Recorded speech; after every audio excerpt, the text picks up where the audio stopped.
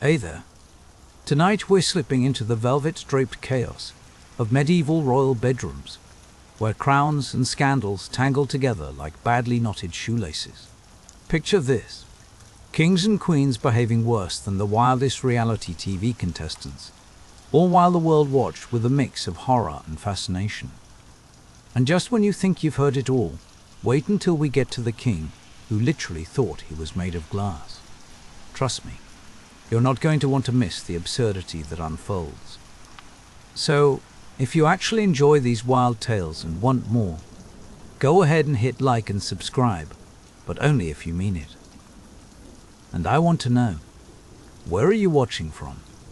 What time is it in your corner of the world? Let's turn this into a global bedtime gossip session. Dim those lights, pull your blanket up to your chin, and get ready to drift through a kingdom of bizarre secrets and royal disasters.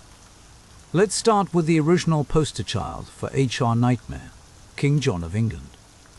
You might know him as John Lackland, but at medieval court parties, he was more like John Hide Your Daughters, Lackland.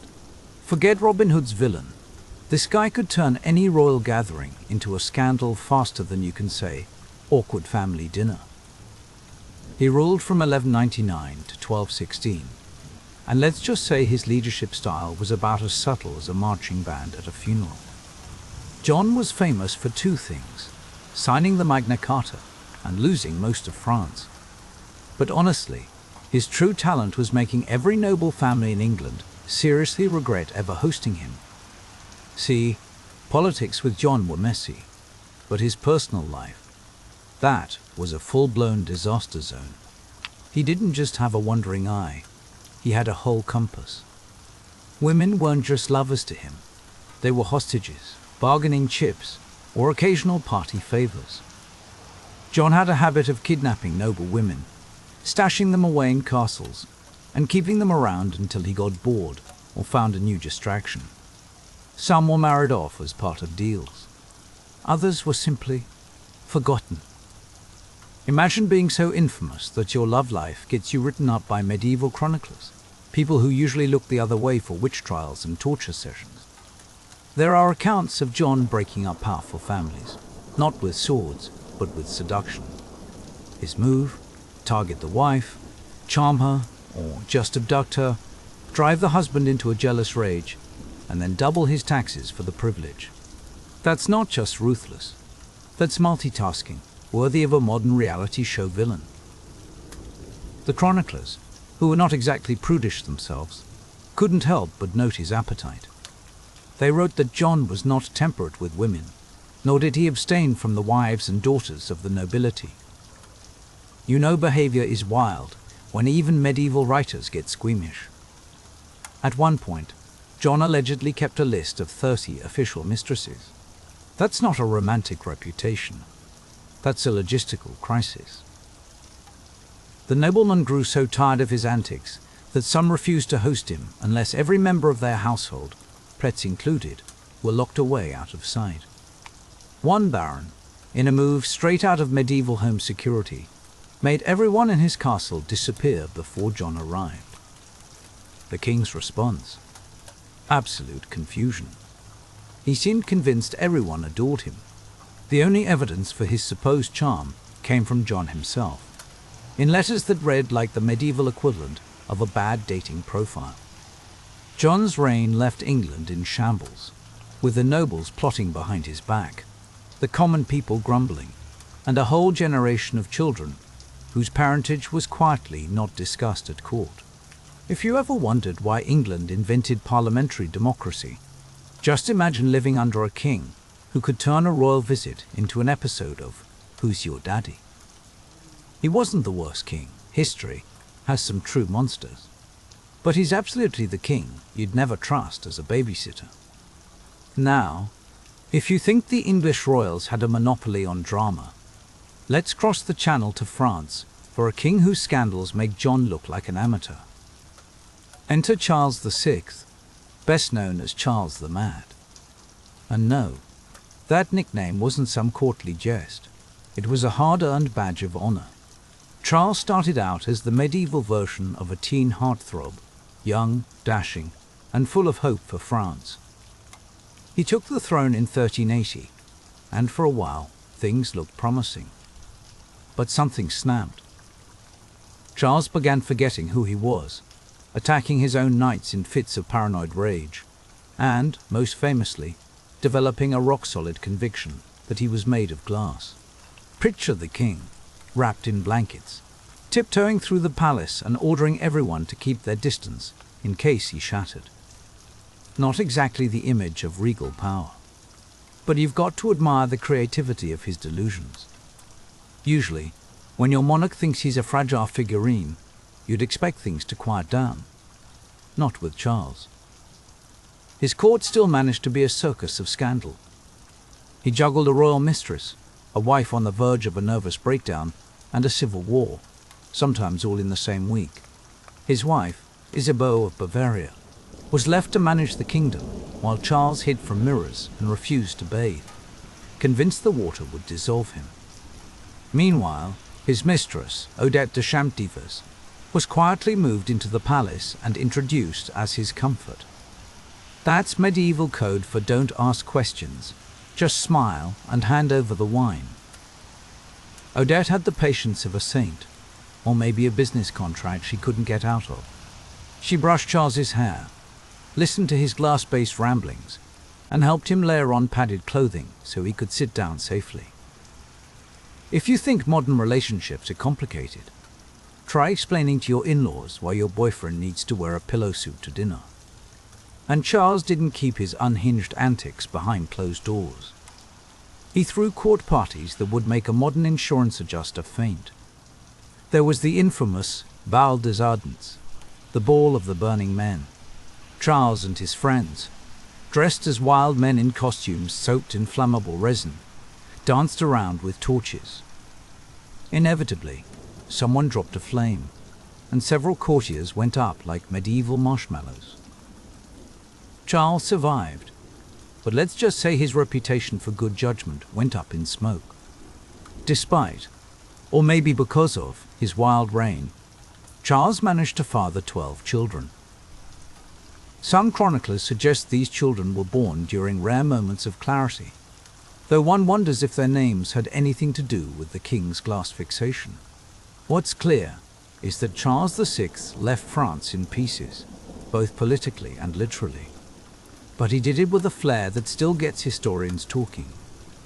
Ready for a king who thought jealousy was a form of governance?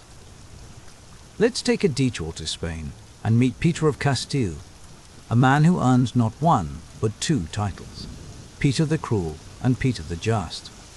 Which one you used depended entirely on whether you were his lover or his next victim.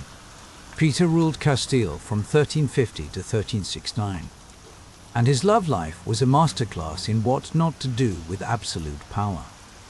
Peter's first serious romance was with Maria de Padilla, a noblewoman who may or may not have been secretly married to him. But secrecy was the name of the game, especially since Peter was also being matched up with various princesses for diplomatic reasons. Enter Blanche of Bourbon, a French noblewoman he married for an alliance, and then promptly locked away in a castle 3 days after the wedding. Blanche spent the rest of her life in luxurious captivity, mainly because Peter decided he liked Maria's hair better. Brutal honesty. Or just medieval ghosting at its finest. Maria de Padilla was Peter's obsession. Even as he went through a string of official marriages, Maria remained his favorite. When she died, Peter reportedly wept for days, and then had her declared his legal wife retroactively.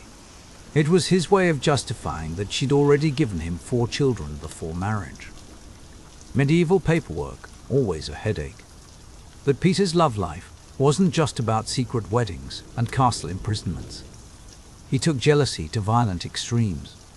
One of his mistresses, Doña Juana, tried to escape his clutches. She ended up meeting a gruesome end, as did several of Peter's political enemies, cousins, and, occasionally, people who made the mistake of looking at him the wrong way during dinner. Contemporary accounts mention Peter lounging on his balcony with a mistress, watching executions like it was the latest episode of a grisly soap opera. Romantic. Not exactly. More like the original HBO villain with a penchant for surprise plot twists. Castilian court gossip was a full-time job. Peter's idea of a romantic gesture included surprise weddings, abrupt divorces, and the occasional heads-up, literally. Eventually, his half-brother decided enough was enough, and murdered Peter in what can only be described as medieval family therapy. Peter's legacy. He set the gold standard for royal romantic disasters, and made sure love in his kingdom always came with a side of danger. Now, let's return to England for a royal drama that could outbinge any Netflix series.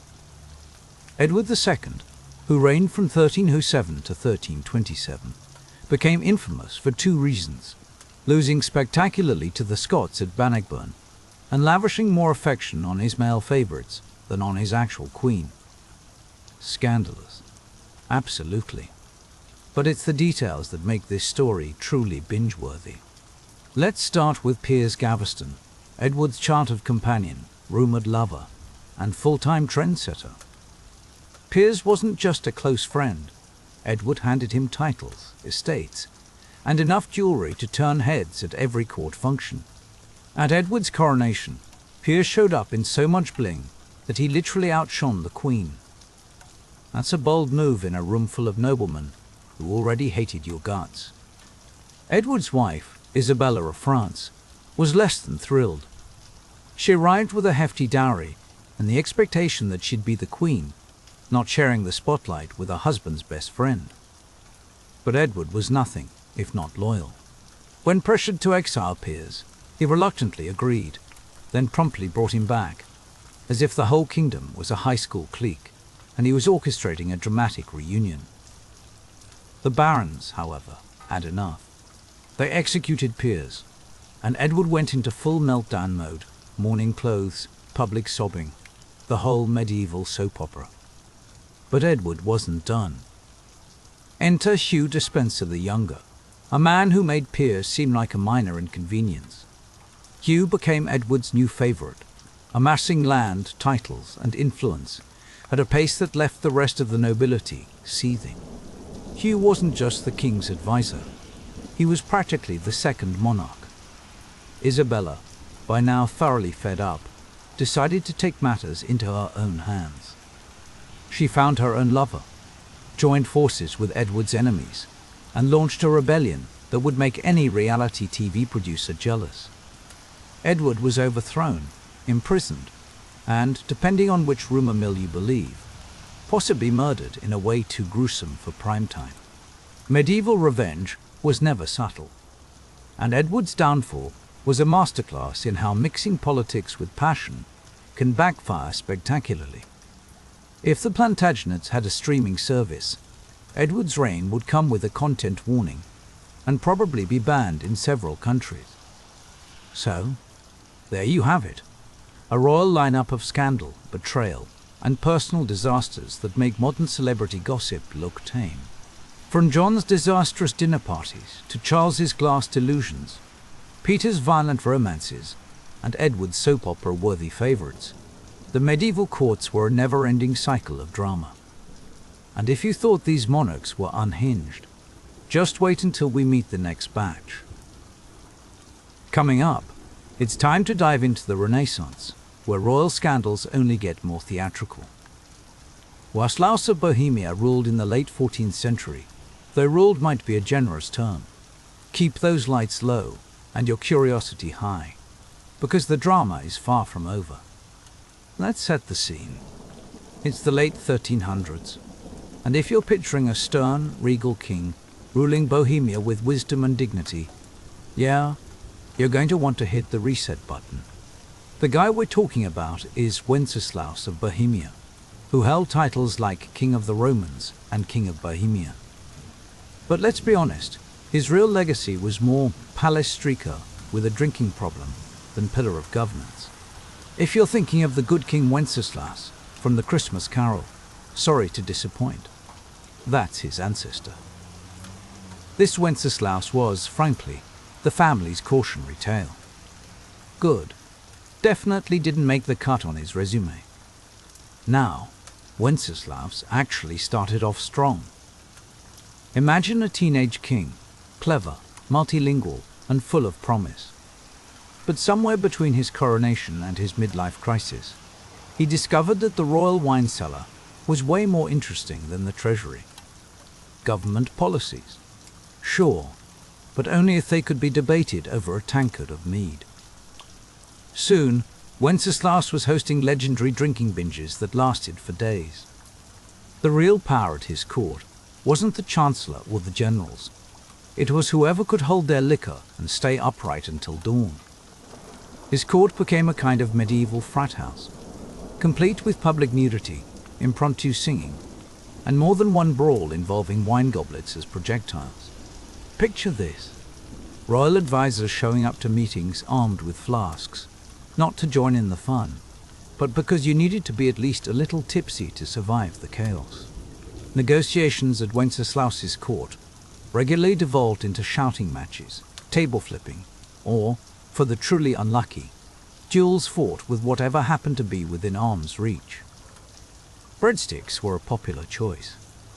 Swords were optional, but only if clothing was strictly discouraged. Which, by the way, brings us to Wenceslaus's personal dress code, or lack thereof. One chronicler tells us that Wenceslaus once issued a royal decree while completely nude, except for a sword belt. His reasoning: only cowards needed clothes. Now, that's a hard argument to counter when your king is holding court with nothing but a blade and a confident grin. No one wants to be the one to challenge the authority, or even the questionable fashion sense, of a monarch who's clearly comfortable in his own skin, quite literally. On the romantic front, Wenceslaus didn't discriminate. He preferred barmaids, laundresses, and, yes, the occasional noblewoman. But let's be real, he was more interested in their opinions about beer than in their romantic feelings. At his court, affairs weren't a source of scandal. They were practically a prerequisite for employment. One nobleman accused Wenceslaus of seducing his sister. The king's response: he calmly poured the man a drink and offered a toast. In Wenceslaus's world, seduction was less about passion and more about making sure everyone had a good time, or at least a good story. Unsurprisingly, the rest of Europe got tired of his antics. The Holy Roman Empire finally decided enough was enough and stripped him of his title as King of the Romans. That's medieval political speak for, you're fired, but we're going to pretend it's just a routine reshuffle. Even his own brother described him as useless, usually undressed, and frequently unconscious. Despite all this, Wenceslaus somehow managed to hang on to the Bohemian throne for decades. The people of Bohemia put up with him, like you put up with that one uncle at every family wedding, the one who gets too loud, too drunk, and somehow still makes it to every family photo. You just roll your eyes, hide the expensive glassware, and make sure there's plenty of alcohol to go around. By the time Wenceslaus shuffled off this mortal coil, he left behind a kingdom with a shaky government, a wine cellar that looked like it had hosted a flood, and a legacy best summed up as, he ruled every day like it was his last hangover. Honestly, if you're looking for weird history, Wenceslaus is your guy, a cautionary tale for anyone who thinks kingship is all crowns and glory. But if you think royal misbehavior peaked with naked speeches and competitive binge drinking, let's hop across the channel to England. Enter Henry VIII, the monarch who cranked royal drama up to 11. Henry ruled from 1509 to 1547, and if you know the rhyme divorced, beheaded, died, divorced, beheaded, survived, you already know things got messy. But that rhyme barely scratches the surface of Henry's reign, which was less fairy tale and more tabloid fever dream. Let's rewind to wife number 1, Catherine of Aragon. She and Henry were married for 20 years, but after 2 decades, Henry decided the real problem in his life wasn't his own choices. It was God being mad at him for not having a son. And if you think that led to some soul-searching, think again. Henry's solution was to invent a new religion just so he could get an annulment. That's not spiritual devotion, that's nuclear-level pettiness. Anglicanism, brought to you by heartbreak, a midlife crisis, and a strong urge to swipe left. Along comes Anne Boleyn, wife number 2. Henry wrote her love letters that were passionate, obsessive, and, let's be honest, really embarrassing to read. Anne gave him a daughter, Elizabeth, who, plot twist, would later become one of England's greatest monarchs. But since Anne didn't produce a son, Henry accused her of everything from adultery to witchcraft to, basically, giving him side-eye in public. She lost her head. Henry, meanwhile, moved on with the emotional resilience of a slightly bruised potato. Jane Seymour, wife number 3, finally delivered the much-desired male heir, Edward. Unfortunately, Jane died shortly after childbirth. Henry, ever the romantic, observed a period of mourning that lasted a grand total of 11 days before starting his hunt for wife number 4. Enter Anne of Cleves. Henry picked her based on a portrait that he thought was flattering. In person, he reportedly said she looked like a Flanders mare. That marriage lasted 6 months and ended with what we'd now call a no-fault divorce and a diplomatically worded breakup letter. Catherine Howard, wife number 5, was much younger and not exactly discreet about her own affairs. She was executed for adultery, though in her defense, being married to Henry at this point meant dealing with a man who was gouty, paranoid, barely able to walk, and absolutely convinced he was still the hottest catch in England. Not what you'd call an ideal Tinder date. Last but not least, Catherine Parr, wife number 6. She survived Henry by being literate, patient, and extremely skilled at dodging accusations of treason. When Henry finally died, he left behind a bankrupt kingdom, a royal court that functioned more like a soap opera, and a livestock deficit that would make any farmer weep. If you thought reality TV was messy, just know that Henry wrote the original script. His love life, his waistline, and his temper all ballooned out of control, but he still managed to leave his mark on history and the dinner table. Let's chate over to France now, where the Renaissance was less about art and more about artful seduction. Francis I ruled from 1515 to 1547, and was basically the Renaissance's answer to James Bond, if James Bond had a silk wardrobe and the self-control of a golden retriever in a sausage factory. Francis loved art, poetry, and architecture. He invited Leonardo da Vinci to France, built palaces that would make Versailles jealous, and transformed France into a cultural powerhouse. But for every grand palace and masterpiece, there was at least one scandalous affair. Francis's court was famous, or infamous, depending on your perspective, for being a state-sponsored dating service. The ladies of the bedchamber weren't just there to fluff pillows. They were more like a curated shortlist of potential royal plus ones. Political alliances fell apart because Francis couldn't resist the ambassador's wife, and he was never subtle about it. Francis once bragged to a room full of foreign diplomats that French kings were expected to be outstanding lovers.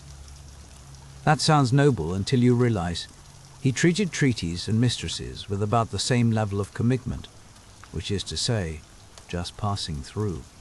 The most famous of his many affairs was with Françoise de Foix, a brilliant noblewoman who could roast the king in public and live to see another day. Eventually, like all of Francis's favorites, she was replaced, this time by Anne de Pisseleu-Achilly, a woman whose name sounds like a Renaissance inside joke, and whose staying power was matched only by her political savvy. Even Francis's enemies couldn't help but notice his talent. The Holy Roman Emperor Charles V once sneered that Francis was more dangerous in the bedroom than on the battlefield. Francis, ever the overachiever, probably took that as a compliment. And yet, amid all the affairs, the banquets, and the diplomatic flirtations, Francis kept the country running. His wars were expensive, his taste in lovers even more so. but he ruled with a kind of enthusiastic chaos that only a true Renaissance king could pull off.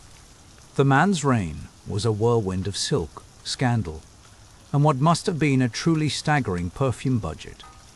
Francis wasn't just a king, he was France's most seductive national liability. And honestly, he wouldn't have had it any other way. Let's not forget Alfonso the Sleuth of Castile, ruling from 1312 to 1350, who basically invented the art of public, unapologetic royal side-chickery.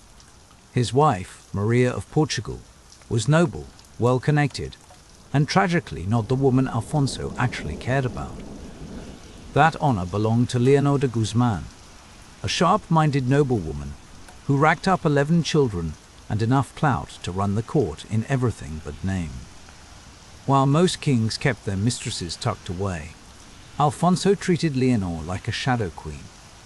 He built her palaces, showered her with land, and paraded her at every court event. Meanwhile, Queen Maria sat at the head table like a decorative centerpiece, watching her husband make goo-goo eyes at Leonor across the hall. Leonor wasn't just there for the drama either. She negotiated treaties, commanded respect, and produced airs like it was going out of style. If you were a foreign ambassador at Alfonso's court, you probably asked Leonor for an audience before bothering with the actual queen. Needless to say, Maria's father, the King of Portugal, was less than thrilled. Tensions got so high that war almost broke out over the affair. That's right, royal in-laws considering military action because of a mistress. But Alfonso didn't care. He paraded Leonor like a trophy, and the only thing that stopped him was the Black Death, which claimed him in 1350. After Alfonso's death, Maria finally got her revenge. She had Leonor imprisoned and executed, in a move that historians call vengeful, and everyone else would probably just call fair play. Alfonso's real legacy. He's remembered for his military victories, sure, but mostly for being one of the most publicly besotted kings in medieval history. Now, let's take a trip to France once more, this time for a lesson in royal hypocrisy, courtesy of Philip IV. Nicknamed Philip the Fair, though not for his morals, he ruled from 1285 to 1314. His good looks earned him the name, but if you were hoping for a matching personality, keep dreaming. Outwardly, Philip was the image of piety and seriousness, always talking about moral reform. In reality, he ran his kingdom like a high-stakes reality show, with betrayal, secret trials, and more than a dash of bedroom double standards. Philip's court was rocked by the infamous Tour de Nesle affair, a scandal so juicy it could have been written by the team behind Game of Thrones. It all started when his daughter, Isabella, the same Isabella who would later overthrow Edward II of England, noticed her sisters-in-law were getting a little too close to some handsome knights. Suspiciously close. Maybe matching friendship bracelets and secret rendezvous in the Tower Close. Isabella ran straight to Dad, who launched a royal investigation with the subtlety of a battering ram. The result? 2 princesses, married to Philip's sons, were found guilty of adultery. They were publicly shamed, imprisoned, and had their heads shaved. The knights involved got a much shorter, more dramatic ending, public torture and execution, because nothing says family values like a medieval public spectacle. Meanwhile, rumors swirled that Philip himself had a few mistresses conveniently hidden away in the Louvre. Some even suggested he kept a squad of young women on call for visiting diplomats, all for the sake of diplomacy, of course. But unlike his daughters-in-law, nobody ever questioned the king's extracurricular activities. When you write the rules, it's amazing how quickly sin becomes strategy. Philip also had a particular talent for using religion as a political weapon. He went after the Knights Templar for heresy, but everyone knew it was really about the money. Think of it as the medieval version of arresting your banker and calling it divine justice. So, while Philip looked like the poster child for piety, behind the scenes he was the master of hypocrisy, doling out punishments for everyone else's misbehavior, while making sure the castle's secret passageways were put to good use.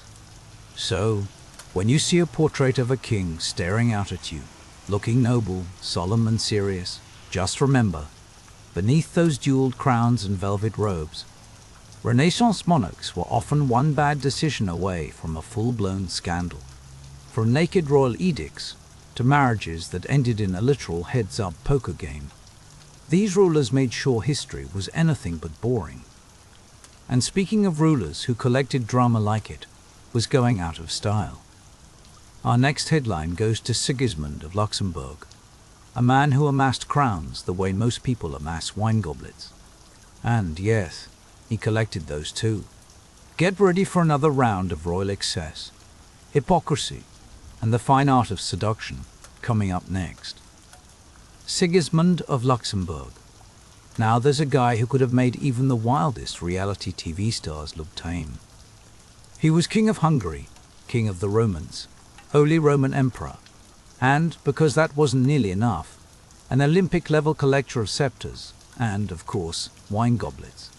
If you opened his palace pantry, you'd probably find just two things: a shelf lined with dusty gold chalices, and a to-do list with the title, "Acquire More Kingdoms and Women." He spoke several languages, cut deals left and right, and managed to keep a straight face while orchestrating the kind of personal scandals that would make a tabloid editor faint from excitement.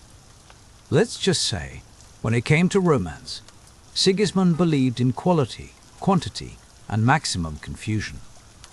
Sure, he was married to Queen Mary of Hungary, a ruler in her own right, and, on paper, a formidable partner. But if you think this was some kind of royal love story, think again. Their marriage was more like a corporate merger, with very awkward board meetings. Sigismund's real interests were extracurricular, and the list of women who caught his eye included noblewomen, barmaids, and at least one Italian singer before opera was even invented. The man was a trendsetter in every department, including scandal. The court had a tough time keeping up with Sigismund's guest list. The turnover was so high, historians joked that the royal officials eventually just numbered his mistresses, like jerseys for a very competitive sports team. Each mistress got her own suite, staff, and, in one legendary case, a private chapel, because nothing says divine romance. Quite like kneeling beside your rival to pray for the king's attention. Depending on your perspective, it's either heartwarming or the setup for a very risky sitcom. But Sigismund didn't just keep his adventures behind palace walls. He loved to play dress-up, slipping into commoner clothes and sneaking into towns for a little espionage, sometimes for statecraft, sometimes for a little market research with the local ladies. Imagine the tallest merchant at the fair, trailed by suspiciously well-dressed servants who were terrible at blending in. No one seemed to mind, or perhaps they just enjoyed the entertainment. Despite these shenanigans, Sigismund somehow kept his imperial game tight. He led crusades, convened the Council of Constance, yes, the one that tried to sort out Europe's latest religious meltdown, and even managed to overhaul imperial politics. All this while running what can only be described as the most dramatic soap opera north of the Alps. One ambassador wrote that Sigismund greeted all women as equals, especially in private. Sounds progressive, but let's be real. It probably broke several HR policies, even by medieval standards. Here's the kicker. People actually liked him. Sigismund had that rare talent for appearing regal and serious in public, all while his private life spun out like a royal version of Love Island. He juggled statesmanship, strategy and scandal, and somehow, like a seasoned escape artist, always landed on his feet. If history were a red carpet event, Sigismund would have been the guy mugging for the cameras, while his entourage hustled his latest +1 out the back door. Now, let's sashay over to France, where Louis XV, yes, that Louis, the beloved, was busy throwing the most extravagant after-parties in Versailles history. Louis ruled from 1715 to 1774, but ruled might be generous. Picture a royal who treated the monarchy like an endless Friday night, where silk sheets mattered more than statecraft and governance was just something other people worried about. He started off strong, young, dashingly handsome, and expected to carry on the legacy of his famous great-grandfather, Louis XIV. But somewhere along the line, Louis XV looked at the job description and thought, why bother with policy when you've got a palace full of eligible women?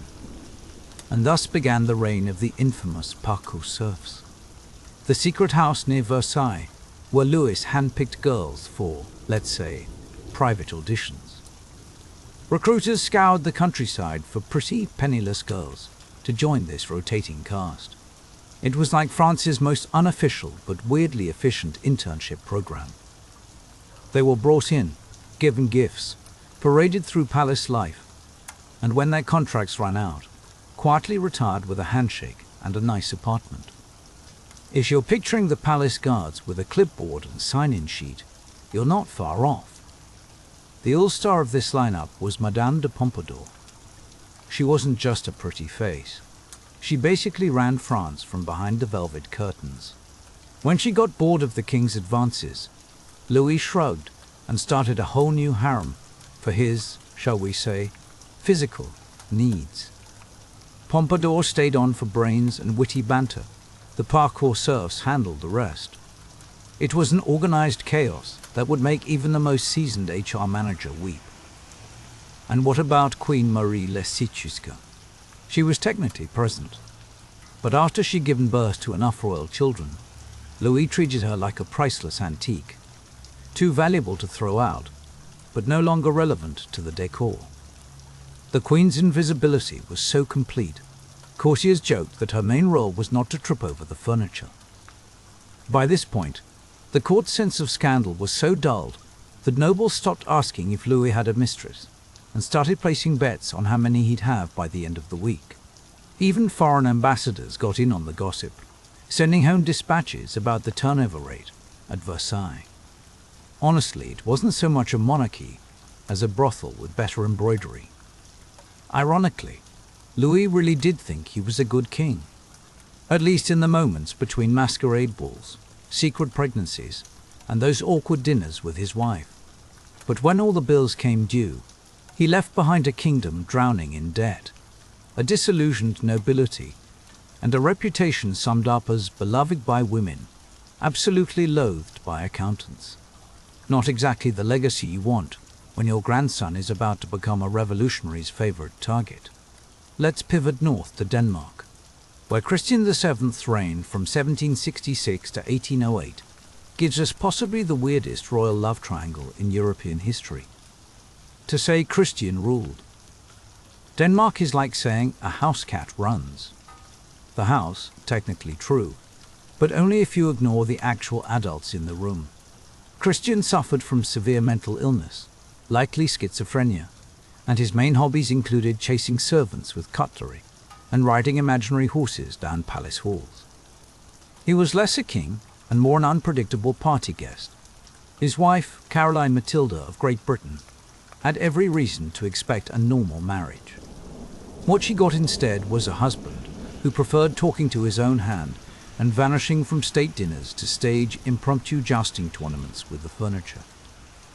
It's honestly hard to say whether her patience or his grasp on reality wore out first.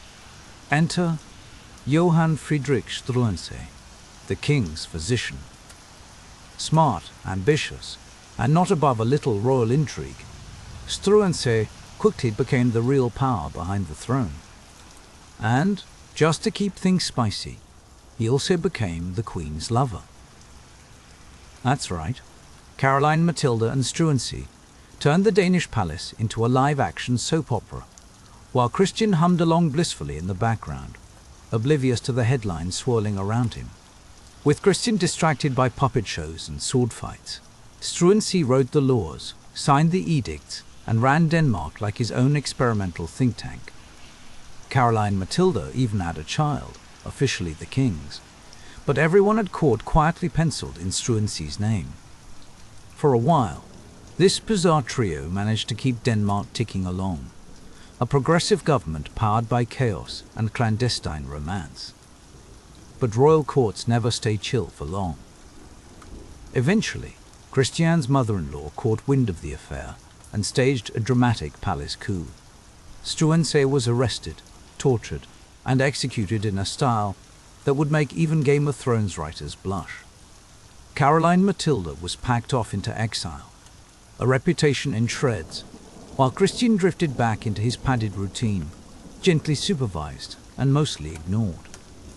The history books call it a constitutional crisis. We call it Europe's weirdest love story. A king who ruled nothing, a queen who tried everything, and a physician who flew a little too close to the royal sun. It's the kind of story that makes you wonder how much of royal history is just a series of high-stakes soap operas with better costumes. So as we leave behind Sigismund's scandalous escapades, Louis V's never-ending party, and Christian VII's tragicomic love triangle, get ready for a whole new level of royal excess. Coming up next, we dive headfirst into the era of Charles II, Eric XIV, and Ferdinand I, where madness and macabre legacies rule the day. And, because we like our history with a twist, we'll also set the stage for the rise of the Knights Templar, the ultimate medieval celebrity squad. Stick around, because Charles II of England, who ruled from 1660 to 1685, came back from exile with one clear agenda. So, picture this. It's Restoration England, 1660. The monarchy is back in business, and Charles II isn't just returning to the throne. He's coming in hot, like the lead actor crashing the after-party of a drama series everyone thought was cancelled. After years dodging civil wars, blending into oak trees, and living off continental breadcrumbs, he's ready to make his mark. So when he finally got the crown, he didn't just throw a coronation. He launched a season premiere called The Merry Monarch. Let's get this party restarted.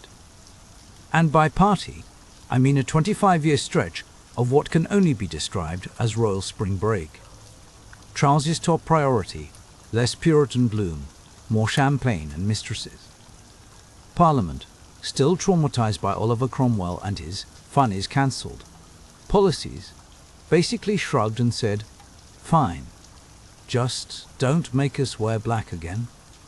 Charles took that as free license to turn court life into a real-life soap opera, featuring a rotating cast of lovers, scandalous plot lines, and enough eyeliner to supply a modern rock tour.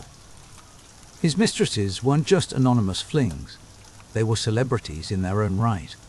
Nell Gwynn, the quick-witted actress with a tongue sharper than her wardrobe, famously dubbed herself the Protestant, just to stand out from Charles's Catholic side pieces.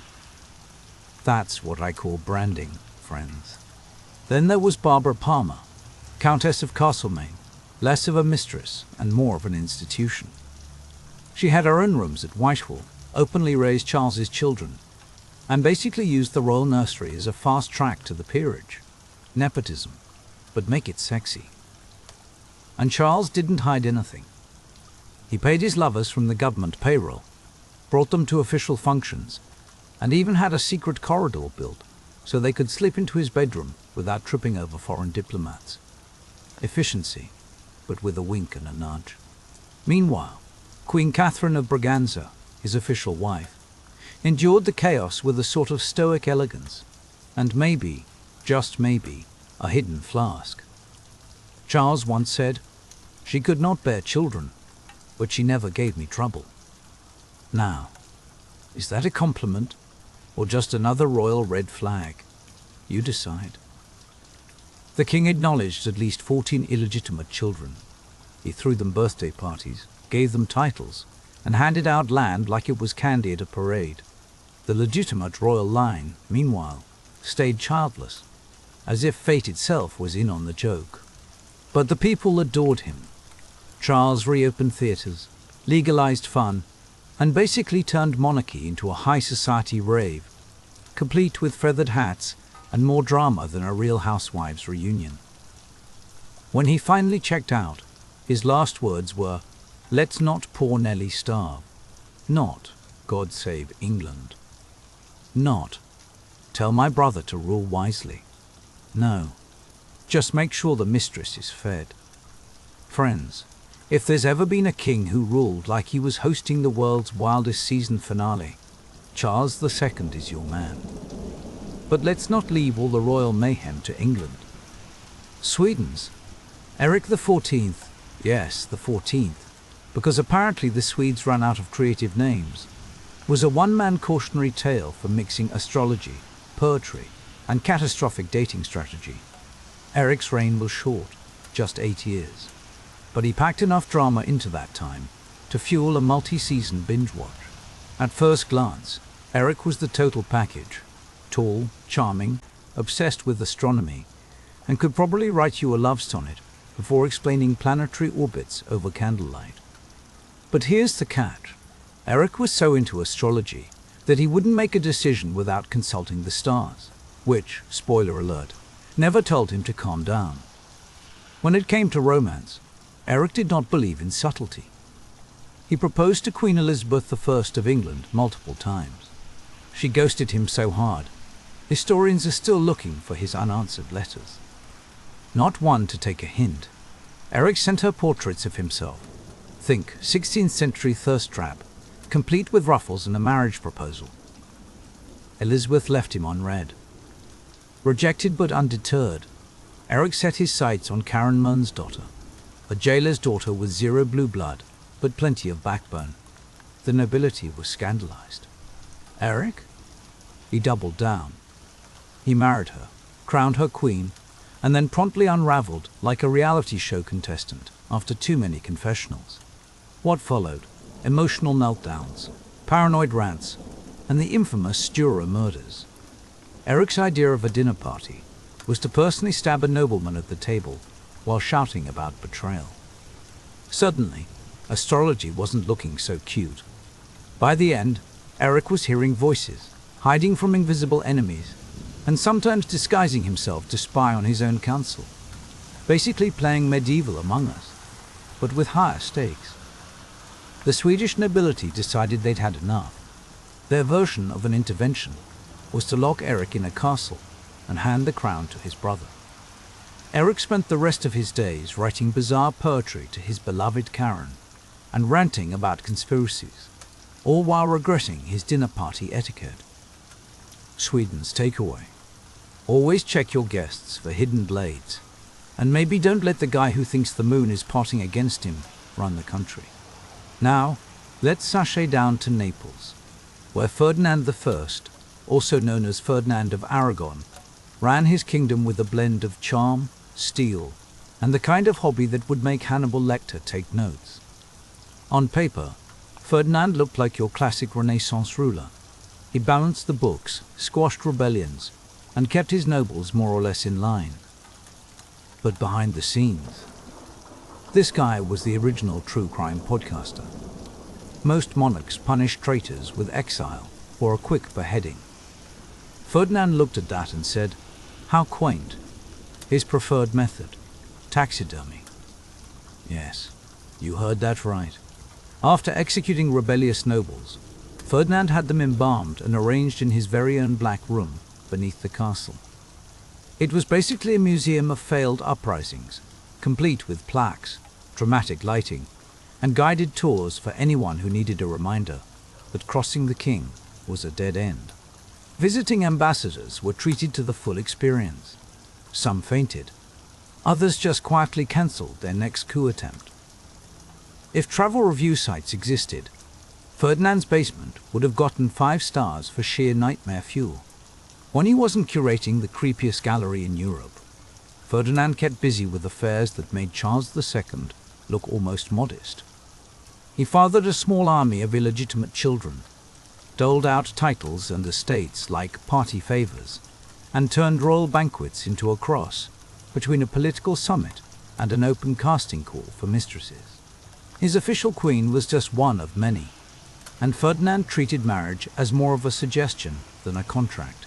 But for all his eccentricities, he was beloved by his people, feared by his nobles, and, thanks to the Black Room, respected by every potential traitor who had the misfortune of touring the royal basement. Ferdinand's legacy: a stable kingdom, a haunted cellar, and a reputation as Europe's most creative warning sign designer. But enough about dysfunctional royalty. Let's pivot to a group who decided that if they couldn't have crowns or kingdoms, they'd settle for legend status. The year is 119. Jerusalem has just been clawed back from Muslim control, and Christian pilgrims are flooding the Holy Land, thinking they're safe. Spoiler, they're not. The roads are crawling with bandits, and rogue warbands are making pilgrim safety look like a bad joke. Enter Hugues de Payens and 8 other knights, a crew so small you could fit them at a dinner table, but so intense they'd probably scare off every other guest. These men didn't swear loyalty to any king. Instead, they made their vow to God: protect Christian travelers or die trying. But here's the twist: they weren't just soldiers, they were monks too. Poverty, chastity, obedience, the full, no fun allowed monastic package. No wives, no gold, not even their own horses half the time. They called themselves the Poor Fellow, soldiers of Christ and of the Temple of Solomon. Catchy? Not exactly. But the Temple of Solomon. Part stuck, thanks to King Baldwin II giving them digs right on the Temple Mount. For 9 years, the Templars were basically the weird kids at the back of the lunchroom. No official recognition, no shiny armor, barely enough horses to go around. They trained like maniacs and lived like beggars. But their discipline and absolute devotion started turning heads. Enter Bernard of Clairvaux, the medieval equivalent of a spiritual influencer. Popes hung on his every word, and when he spotted the Templars, he declared them the future of knighthood. At the Council of Troyes in 1129, Bernard helped write their official rulebook, a no-nonsense monk-meets-military code that turned the Templars from scrappy outcasts into sanctioned holy warriors. Suddenly, everyone wanted in. Donations poured from every corner of Christendom. Young nobles ditched their cushy estates for a chance to join the order. The Templars were now more than a handful of desperate men. They were an elite brotherhood, recognized by the Pope himself. But here's the plot twist: with that papal approval came independence from secular rulers. Kings couldn't boss them around. Barons couldn't bribe them. Only the Grandmaster, elected from within, could call the shots. That kind of autonomy, unheard of, and it would come back to haunt them. Outfitted in white mantles with a blood-red cross, the Templars became the shock troops of Christianity. The Crusader states in the Levant, tiny Christian outposts surrounded by hostile forces, depended on the Templars for survival. Their code was brutal and simple: never retreat unless outnumbered 3-1, never accept ransom, show no mercy, and never fear. They trained relentlessly. They fought with the conviction that dying in battle guaranteed a fast pass to heaven. While other knights chased glory and loot, the Templars fought with a zeal that gave their enemies nightmares. By the time the Second Crusade rolled around, the Templars were the difference between disaster and survival. While the Lords squabbled and failed to capture Damascus, the Templars kept their heads down and hacked their way through enemy lines with terrifying efficiency. Their battlefield discipline was so fierce that Muslim commanders started identifying them first in every war report: those white-caped lunatics with the red crosses. They didn't just fight, they fortified. From the hills of Jerusalem to the coasts of Syria, the Templars built a network of castles and fortresses, real medieval fortresses, not just fancy estates. Think thick walls, hidden traps, secret wells, and panic rooms, before panic rooms were cool. Castles like Safed and Bagra became legendary, both for their defenses and the fact that when the rest of the army fled, the Templars stayed behind to hold the line, often to the last man. But their power didn't just come from swords and stone. The Templars were shrouded in mystery. Their initiation rites were secret, their discipline absolute, and their loyalty owed only to their order and the Pope. To some, they were holy. To others, they were ominous, like a medieval version of the Illuminati, only with more armor and less subtlety. Their myth grew with every battle, every whispered rumor, every act of sacrifice. And as their fame spread, so did envy. Kings admired them, but also feared their independence. Nobles resented their privileges. The Templars had gone from 9 dusty knights to a global powerhouse with chapters across Europe and the Middle East. But the higher you rise, the more people want to see you fall. With every victory, the shadow of suspicion grew a little longer. So as we watch these knights ride into legend, remember, the same papal independence that made them untouchable would one day put a target on their backs. The sword they wielded for God would, in time, be turned against them. But let's not get ahead of ourselves. Before the Templars could become the most infamous order on earth, they had to build something far more radical than a castle. They had to build an empire out of nothing but faith, discipline, and a knack for creative financing. They began with borrowed armor and a vow of poverty. Picture this: a ragtag group of knights, scraping by on faith and a stubborn refusal to quit. That's the Knights Templar at the very beginning. No gold, no land, just a terrifying amount of tenacity. But give it 100 years, and these so-called paupers have pulled off one of the greatest glow-ups in weird history. Forget about sleeping on straw mats in dusty outposts now. The Templars are basically running the medieval equivalent of Goldman Sachs, but with more swords and a lot more vows of chastity. Here's the twist that nobody saw coming. The Templars didn't set out to become bankers. Nope. They just wanted to protect pilgrims and maybe swing a sword for the glory of God. But war has a funny way of lining your pockets, especially when every noble in Europe decides to shower you with gifts. Land, gold, entire villages. If it wasn't nailed down, it probably had a Templar cross stamped on it by the end of the 12th century. And they didn't just sit on these treasures like a dragon on a hoard. Oh no. The Templars were shrewd. They managed their new empire like a Fortune 500 company. Command posts, agricultural estates, and networks so tight, you could send a shipment of grain from England to Jerusalem faster than most nobles could find their own armor. Every detail was tracked. Every sheep, every bushel of wheat, every copper coin. Picture a monk in Yorkshire, taking notes by candlelight, calculating how much it would cost to feed a garrison in Acre. And within weeks, not months, those resources were on the move.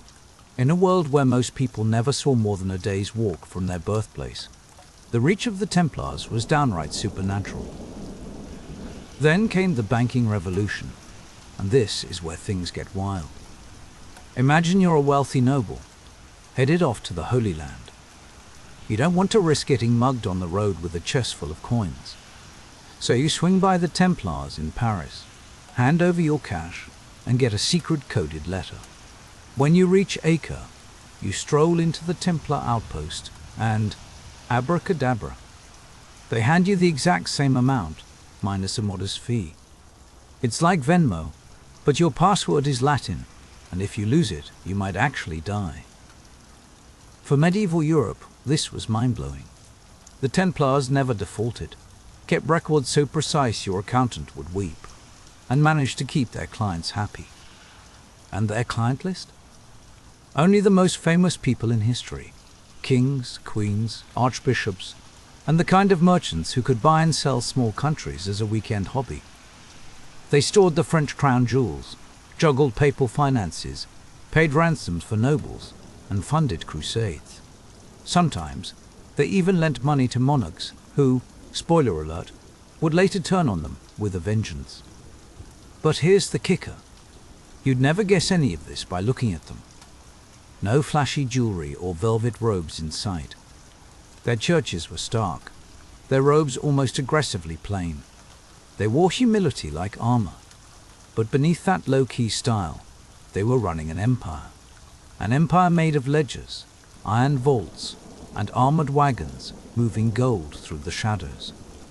You couldn't see their power, but you could feel it.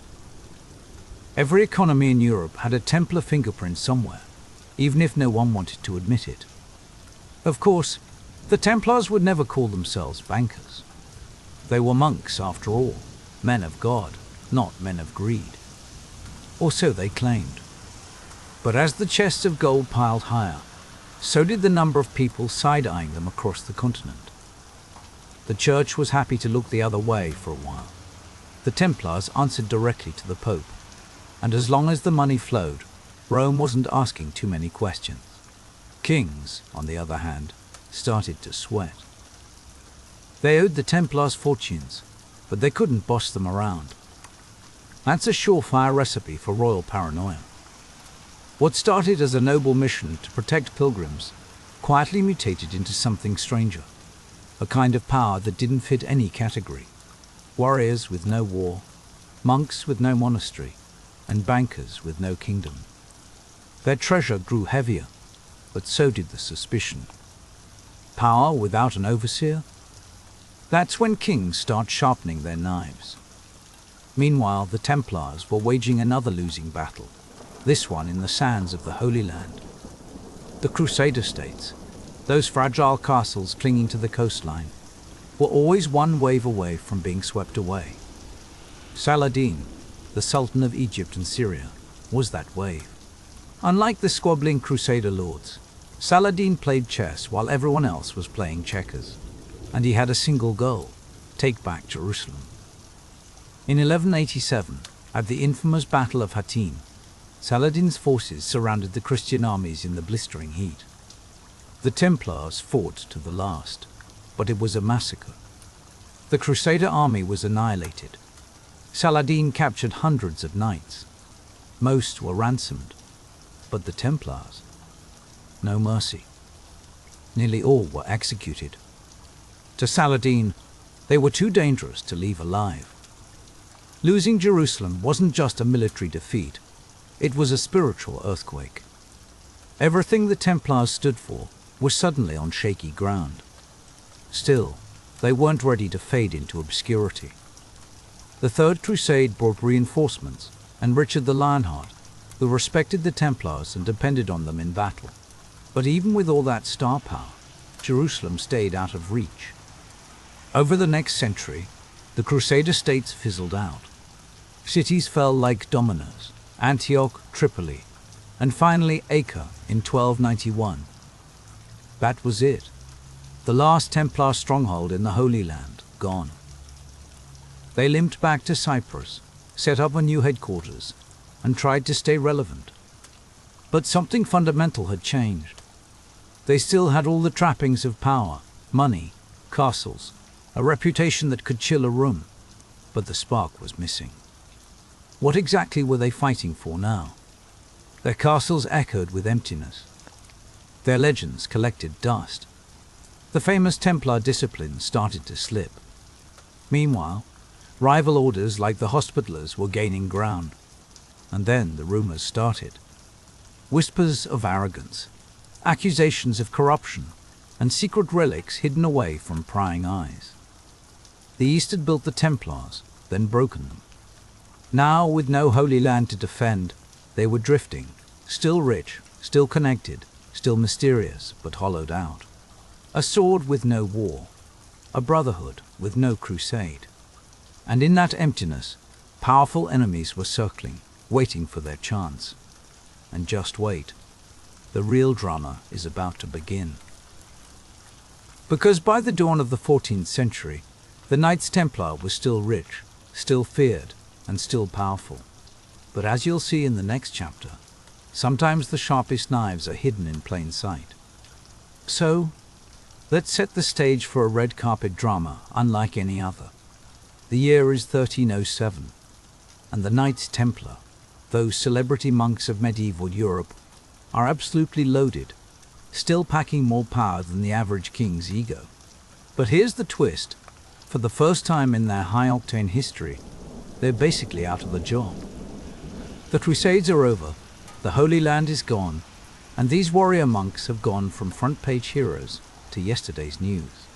Picture it, a military order with no battles left to fight, a religious order with no clear mission, and a mountain of gold that answers to nobody but the Pope.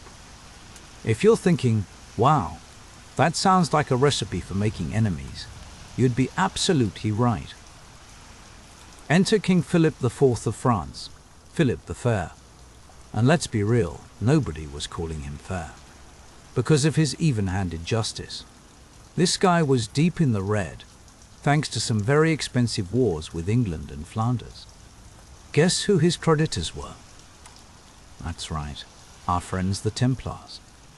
They lent him a fortune to keep his armies marching and his crown from slipping. But if there's one thing kings hate more than losing a war, it's owing money to people they can't boss around. Especially when those people are living in tax-free castles, running their own courts, and basically acting like the medieval version of an offshore bank. Now, Philip looked at the Templars and didn't see holy warriors. He saw a rival power, a state within his state, sitting on a pile of wealth just out of reach. So what's a bankrupt king to do? He fires up his medieval PR machine. Suddenly, Europe is buzzing with rumors. The Templars worship idols, spit on the cross, do all sorts of unspeakable things behind closed doors. And here's the thing, none of it's backed by proof. But in a world where people are terrified of witches, curses, and the evil eye, all it takes is a juicy whisper to set the bonfire of suspicion alight. Philip doesn't just gossip. He leans hard on Pope Clement V, who's basically his puppet at this point, urging the church to launch an investigation.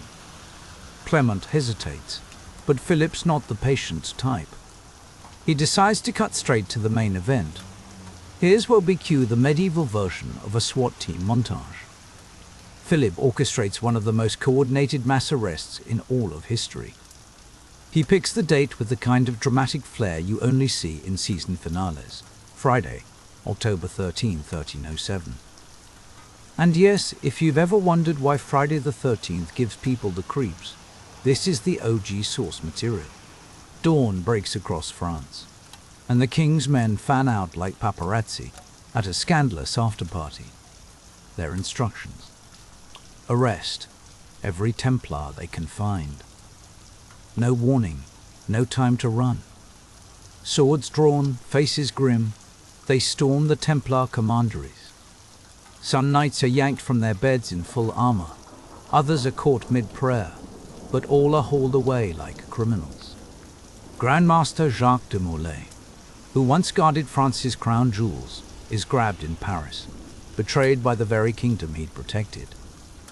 And it's not just the big names. Across cities, villages, and countryside, Templar castles are raided, vaults are cracked open, and their libraries, packed with who knows what secrets, are seized. The charges? Oh, they're wild.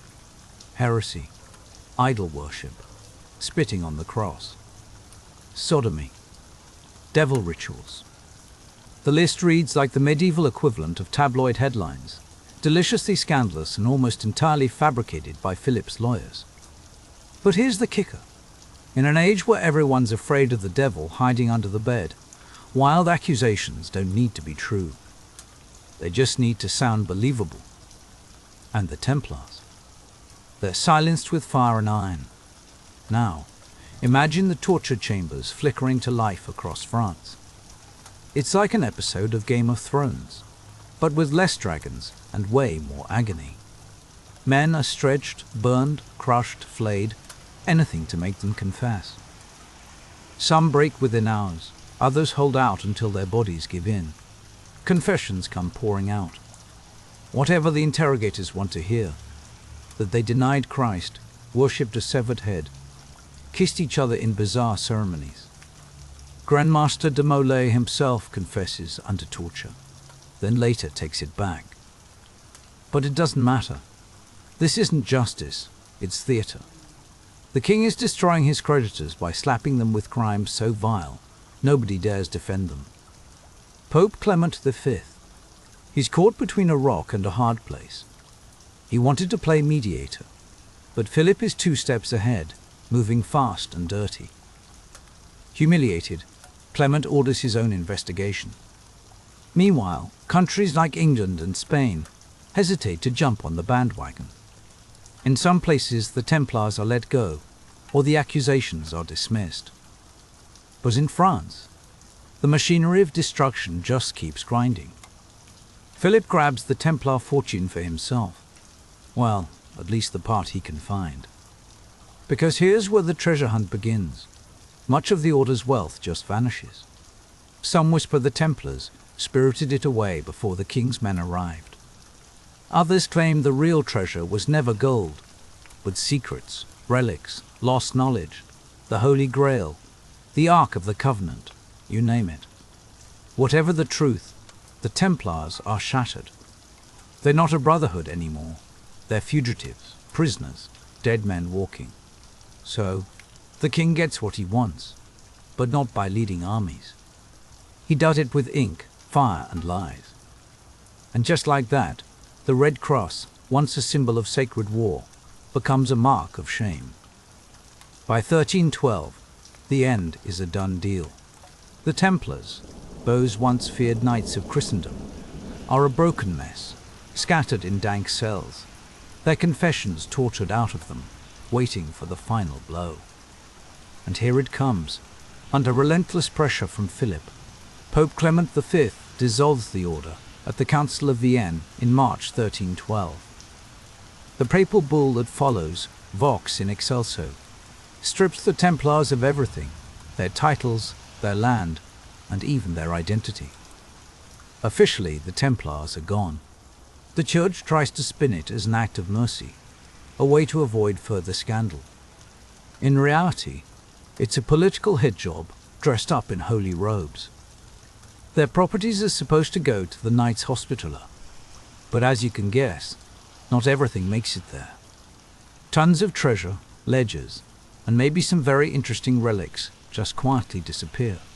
Some say it ends up in Philip's pockets. Others insist it's hidden somewhere, just waiting for a future Dan Brown to go looking. But wait, there's one last act left in the drama. In 1314, after 7 long years rotting in prison, Grandmaster Jacques de Molay is hauled out for execution alongside Geoffroy de Charnay, another senior Templar. Both men have recanted their confessions, insisting all the way to the stake that the order is innocent. For that defiance, they get the ultimate punishment. Picture this: the banks of the Seine, a chill in the air, a small island, a wooden scaffold. De Molay and Charney are tied to the stake.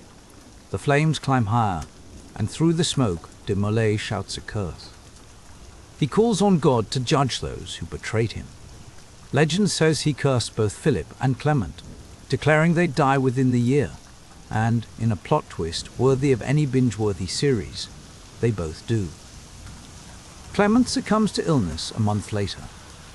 Philip drops dead before the year is out. Was it divine justice, poetic coincidence, or just the universe giving a little wink? Take your pick, but the myth sticks. The last Grand Master's curse launches 1,000 conspiracy theories. And so, the real voices of the Knights Templar are snuffed out in fire. Their story ends, not with swords on the battlefield, but with betrayal, torture, and flames licking at the Parisian sky. But here's where it gets wild. Their legend is just getting started. You'd think the Templars would fade into the background, another footnote in the long, weird history of Europe. But instead, their story mutates. With the order disbanded and their castles seized, the Knights Templar transform from disgraced monks into symbols of eternal mystery and power. Suddenly, the secrecy that once protected them is fuel for every rumor mill within 1,000 miles. Where's the treasure? What happened to the scrolls, the relics, the holy knowledge? Some say the Templars got the Holy Grail out of town, before the king could touch it. Others feign they guarded the Ark of the Covenant, or even protected the descendants of Jesus himself. There's zero proof. Just shadows, whispers, and the kind of speculation that keeps late-night podcasts in business. But in a world hooked on secrets, that's more than enough. And then the legend levels up. The idea takes root that the Templars didn't just vanish, they went underground. Some ex-knights slip into other monastic orders. Some go mercenary. But the juiciest stories say they formed hidden brotherhoods, preserving their rituals and relics in secret, just waiting for the right moment to step back into the light. Fast forward a few centuries, and the myth has completely taken over. Now the Templars get credit, or blame, for everything from the building of Gothic cathedrals to the rise of Freemasonry. Conspiracy theories blossom like wildflowers.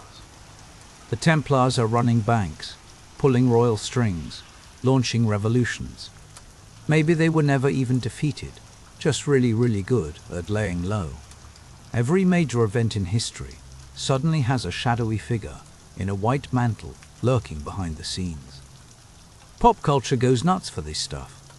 The Templars show up in novels, video games, movies, sometimes as secret heroes, other times as supervillains. Dan Brown's The Da Vinci Code turns them into keepers of the ultimate holy secret. Assassin's Creed cast them as a global cabal controlling civilization itself. Every time their story is retold, the line between fact and fiction blurs a bit more. But that just makes them more fascinating. Let's pull back the curtain for a second. The real Templars.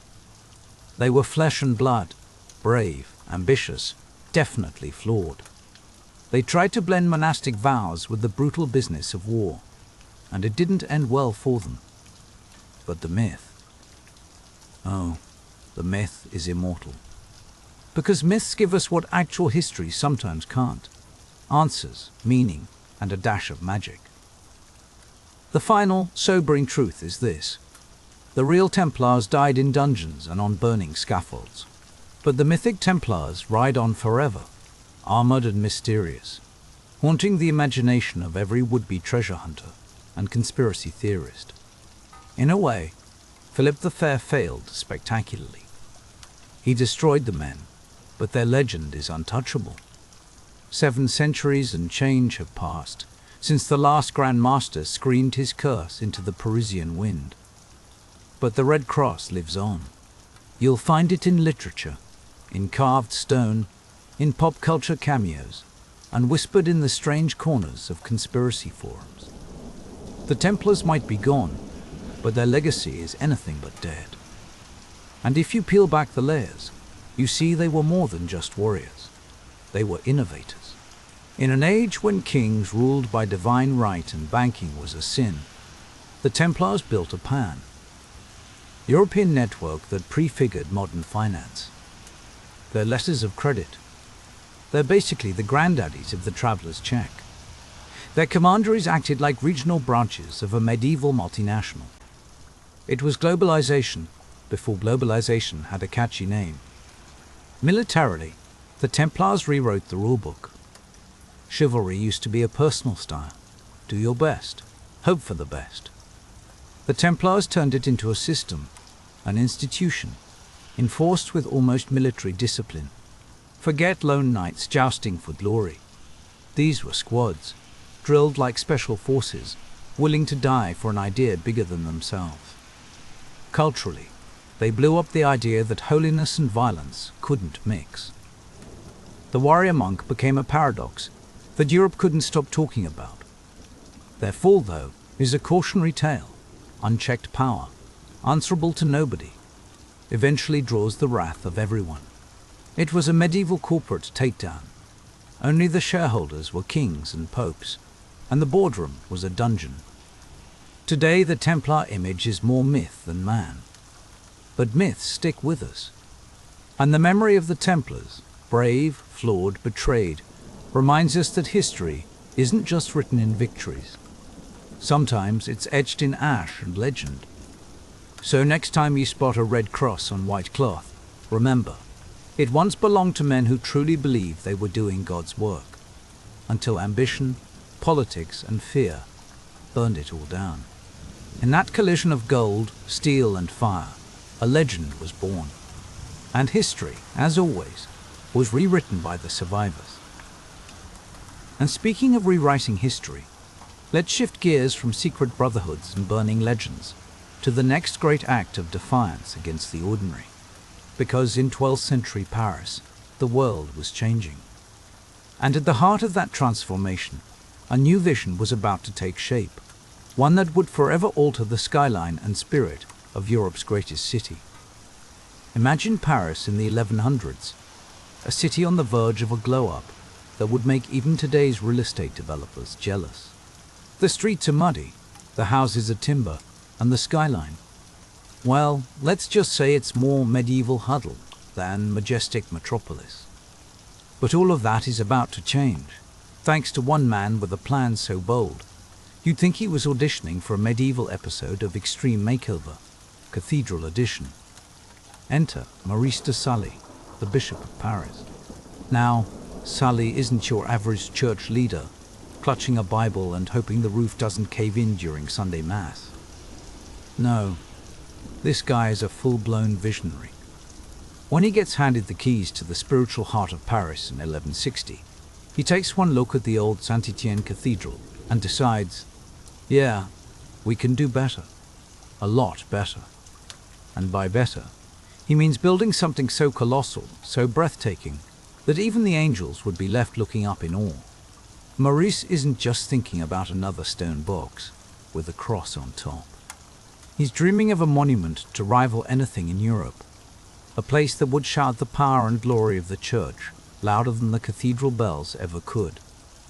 And not just for the Virgin Mary, though she's definitely getting a front row seat. This new cathedral is going to be a flex, a full-on, look what we can do, to the rest of France, and honestly, the world. But here's the plot twist. Sully doesn't want another Romanesque fortress, thick-walled and dimly lit like a medieval panic room.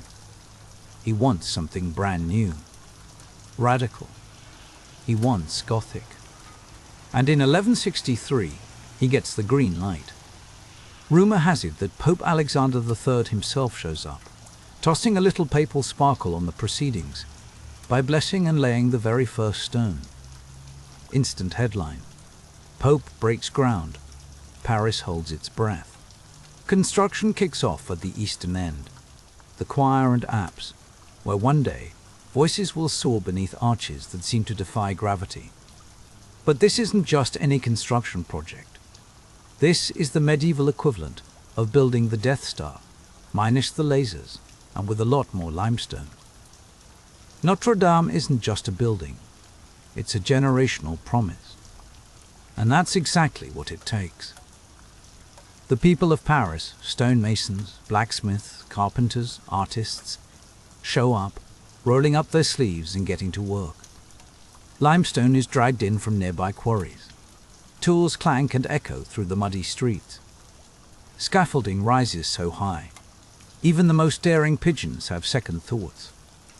Every block is set by hand. Every detail, every leaf, every saint, every rib of the vault is carved with painstaking patience, faith, and sweat.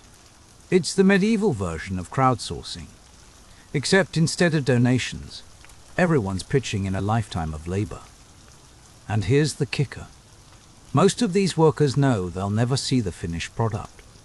They'll never stand beneath the completed towers, never watch the sunrise through the great rose window. Fathers hand their chisels to sons, who in turn pass them on to their children. Generation after generation, Notre Dame keeps rising, a little higher, a little closer to the heavens. It's the ultimate family project, one that outlives its creators. But for Bishop Sully, it's all worth it. He's on a mission to build a house of God so magnificent, walking into it feels like being swallowed by awe. Notre Dame isn't just a church. It's an act of worship carved into every inch of stone. a declaration of what humans can pull off when they reach for something bigger than themselves. The first stone is just chapter 1. The story that follows will rewrite history and the Parisian skyline. Fast forward to the 1170s. And Notre Dame isn't just a structure anymore.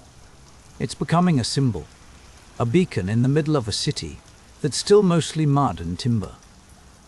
The new Gothic style is in its awkward teenage years, but it's already causing a stir.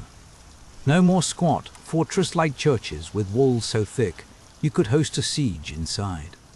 Notre Dame is about height, light, and ambition. The work moves east to west. First, the choir, where priests will eventually belt out hymns like it's Paris's holiest karaoke night. Then the nave, a vast space meant to hold everyone from nobles to the nosy neighbor who just wants a peek at the latest ecclesiastical gossip. The architecture. Honestly, it's revolutionary. The walls are thinner, the ceilings vault higher and higher. Those pointed arches, they're not just for show. They let the weight shift downward, freeing the builders to imagine something even more daring. And those ribbed vaults, oh, they don't just hold up the ceiling. Sigismund's reign stretched from the late 1300s to the mid-1400s. And honestly, if you think modern politicians are slippery, Sigismund made Machiavelli seem as harmless as a substitute teacher. But maybe the most radical breakthrough is the idea of light. Forget the gloomy interiors of old. Notre Dame is designed to shine. Huge stained glass windows burst onto the scene, painting the floor and walls with every sunrise and sunset.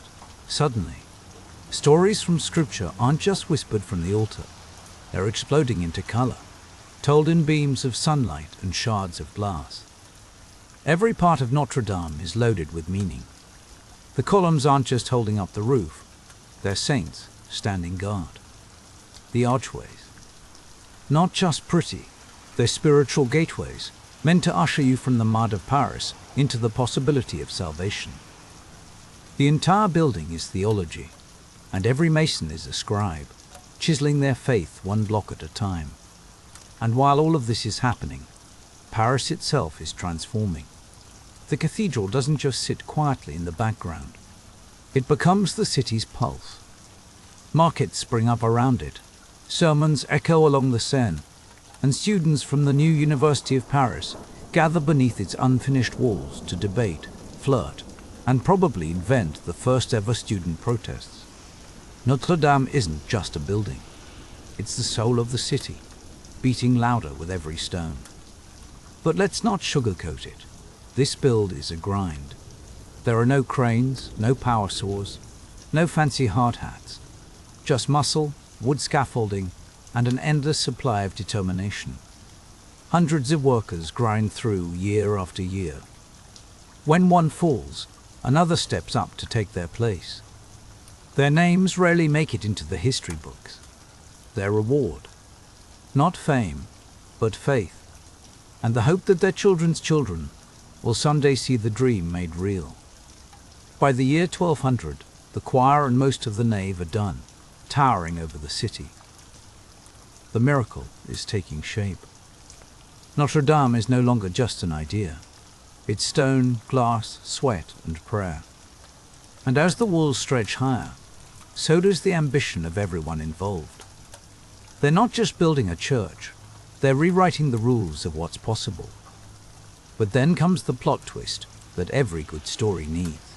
The cathedral's vaults are climbing higher, the walls are stretching thinner, and suddenly the laws of physics start throwing shade. The problem? Wait. The massive stone ceilings aren't just pressing down, they're bulging out, trying to push the walls apart like a medieval Hulk. Old-school Romanesque churches handled this by going full tank mode, super thick walls, tiny windows, barely any light. But Notre Dame isn't here to cower in the shadows. She's here to breathe, to glow, to reach for the sky. Enter the masons, and let's just say, they're not about to let gravity win. They pull out one of the boldest architectural moves in history. the flying buttress. Now, if you've never heard of a flying buttress, picture a stone arm arching gracefully from the upper walls and landing on solid piers a few feet out. It's like the cathedral suddenly sprouts stone wings, part angel, part engineering marvel. From the ground, these buttresses look impossibly delicate, almost like lace spun from limestone. But don't be fooled, they're pure genius. They catch the outward force from the soaring ceilings and channel it harmlessly to the earth, letting the walls stay thin and the windows stay huge. Suddenly, those dreams of vast rose windows, wheels of stained glass, telling stories of saints and angels, aren't just possible. They're inevitable. The best part? This wasn't even in the original blueprints. The first Gothic architects didn't realize how much they could push the limits. But as Notre Dame started to strain and creak, the masons improvised. They adapted mid-build, adding flying buttresses in the early 1200s. Necessity became poetry. And sure, some critics at the time complained that the new supports looked weird, like the building was being held up by giant stone crutches. But most people stood back, jaws on the floor, watching, as Notre Dame seemed to defy gravity itself. The cathedral was no longer just a house of God. It was a living demonstration of what happens when you combine faith, math, and a stubborn refusal to back down. Think of it as a hymn carved in limestone, a song about reaching higher than anyone thought possible, with wings that were only just beginning to spread. And that's where we leave our story. For now, Notre Dame, halfway to glory, standing taller than anything Paris has ever seen. Her stone wings ready to lift her, and the city into the next chapter of history. By the early 1200s, Notre Dame had already transformed the Parisian skyline, but its most iconic features were still taking shape. Trust me, you're going to want to see what happens next. So picture this. It's the early 1200s, and the Paris skyline is already starting to flex thanks to Notre Dame. But the real showstoppers, the ones that'll make you gasp and fumble for your phone if you see them today, are still under construction. The eastern end is nearly wrapped up, so now everyone's attention snaps west. This is where the cathedral's true face is about to emerge.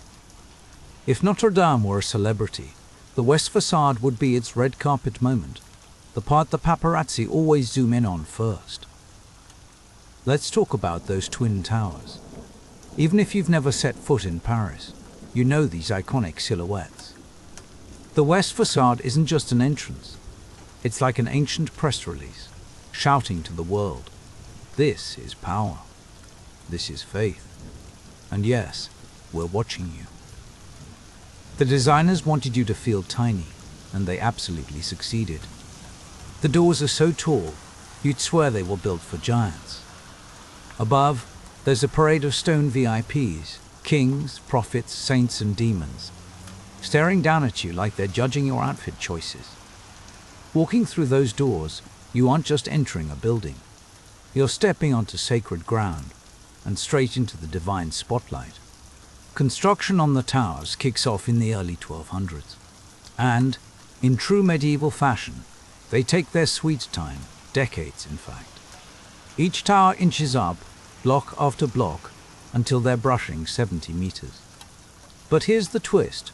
They never actually get the sharp spires that were originally planned. No pointy hats, no dramatic finish.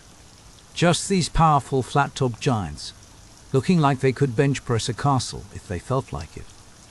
Wedged between these towers, you've got the Gallery of Kings, 28 stony monarchs, all lined up in perfect formation.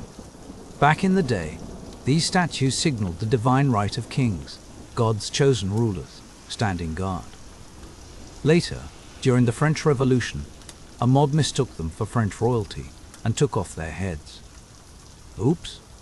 But rewind to the 13th century, and they're broadcasting a crystal clear message.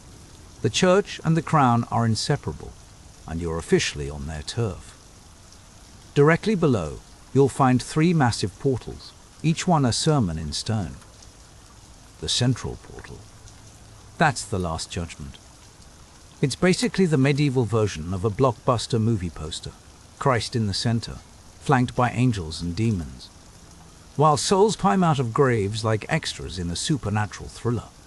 If you couldn't read, and let's face it, most people couldn't, this was your religious education. The message: enter with respect, because eternity starts right here. Now, let's look up, way up. Above those doors, a rose window is blooming to life. It's almost 10 meters across, a kaleidoscope of stained glass, framed by intricate stone lacework. Statues of the Virgin Mary and her child flank the window, standing guard like the original power couple. When sunlight streams through, the whole nave ignites with color, saints and angels projected across the walls like divine graffiti. It's not just pretty, it's a spiritual light show, designed to impress, inspire, and intimidate. By the middle of the 1200s, those towers are nearly there. The west facade stands finished, imposing, symmetrical, and so monumental it's basically daring you to find a flaw. It's a fortress, a billboard for faith, and a cosmic warning sign all at once. But the builders aren't ready for their victory lap quite yet. Notre Dame still needs its core, its heart, and, let's be honest, its bling. Now, attention turns to the inside. With the towers and the west facade flexing for the city, it's time to fill Notre Dame's chest with breath. The nave, the transepts, the choir, these are the lungs and arteries of the cathedral. This is where monks will chant, kings will strut, and thousands of ordinary folks will come to pray, to hope, or just to gawk. The mid-1200s see the action move to the transepts, the arms of the cathedral's cross-shaped floor plan. These aren't just any old wings. Under the direction of architects like Jean de Chelles and Pierre de Montreuil, the transepts expand and get some serious upgrades. New rose windows go in, and they make the western one look almost modest. The north transept's window glows with cool blues and purples, lighting up the space in a way that feels downright otherworldly. The south window? It's all warmth and fire, reds and golds blazing like a religious rave. These colors aren't random, they're theology in glass. The north side tells the story of the Old Testament, while the south sings the new. Together, they're the entire arc of salvation, beaming down in living color. Inside, the drama keeps building. The columns soar overhead, thick and tall, as ancient trees in a fairy tale forest. The vaulted ceilings reach up almost 35 meters, their stone ribs crisscrossing like hands folded in eternal prayer. This isn't just architecture, it's choreography for the soul. Every line and curve nudging your gaze up, up, up, straight toward heaven. And then, at the very center, you hit the altar. This is the spot where Mass is celebrated, where relics are displayed, where the French elite come to kneel and make history. Think royal weddings, coronations, papal visits. The cathedral is now the spiritual stage for an entire nation. But don't think it's just for kings and bishops. The people come too. Merchants, peasants, pilgrims. Notre Dame is their sanctuary, their theater, their one shot at a miracle or a moment of peace. The air hums with sermons, songs, and yes, even the occasional fiery scolding from the pulpit. Every inch of this place has a story. Sculptures, stained glass, even the floor tiles. They're all part of a living tapestry. Notre Dame isn't just holding the sacred, it's performing it. Faith is everywhere, floating in incense, carved in stone, glowing in every beam of colored light. By the late 1200s, the interior is almost done. The cathedral's heart is beating strong, but something's missing. It needs its crown, a finishing flourish that will pierce the sky. Enter the spire. By now, Notre Dame looks like a miracle carved from stone. The towers rise like titans, the nave is filled with holy music, and the rose windows light up the space like a celestial disco. Still, there's an itch that hasn't been scratched. The cathedral has a face, a heart, and wings, but it's missing that final vertical exclamation point. The spire is about to change that. Unlike the heavy-set towers, the spire is pure elegance. A slender needle shooting up from the very center of the cathedral, right where the transepts cross. This is the kind of architectural move that says, "Look at me, I dare you to ignore this." Built from oak and wrapped in lead, the original spire is both a technical headache and a spiritual flex. It's not just an ornament, it's the cathedral's most visible prayer, a literal aspiration. Raising it takes master carpenters, blacksmiths, and a whole lot of medieval muscle. Huge oak beams are hoisted skyward, using nothing but winches, pulleys, and sheer determination. The whole thing needs to be light enough to stay upright, but tough enough to survive every windstorm Paris can throw at it. When the spire is finally finished, it slices into the sky like a sword raised in praise. But wait, there's even more drama up above. This is when Notre Dame gets her infamous gargoyles. These stone oddballs are the original multitaskers. Some are practical, acting as waterspouts that funnel rain away from the walls. Others are pure nightmare fuel, perched high above Paris like demonic security cameras. Their job: keep evil spirits away and remind sinners what's waiting for them if they step out of line. Alongside them, you'll spot dozens of chimeras, hybrid creatures, part lion, part eagle, all attitude. They're both terrifying and oddly charming, perfectly capturing the Gothic obsession with mystery and symbolism. Inside, finishing touches are everywhere. Chapels are completed, choir stalls are carved with impossible detail, and precious relics are locked up for safekeeping.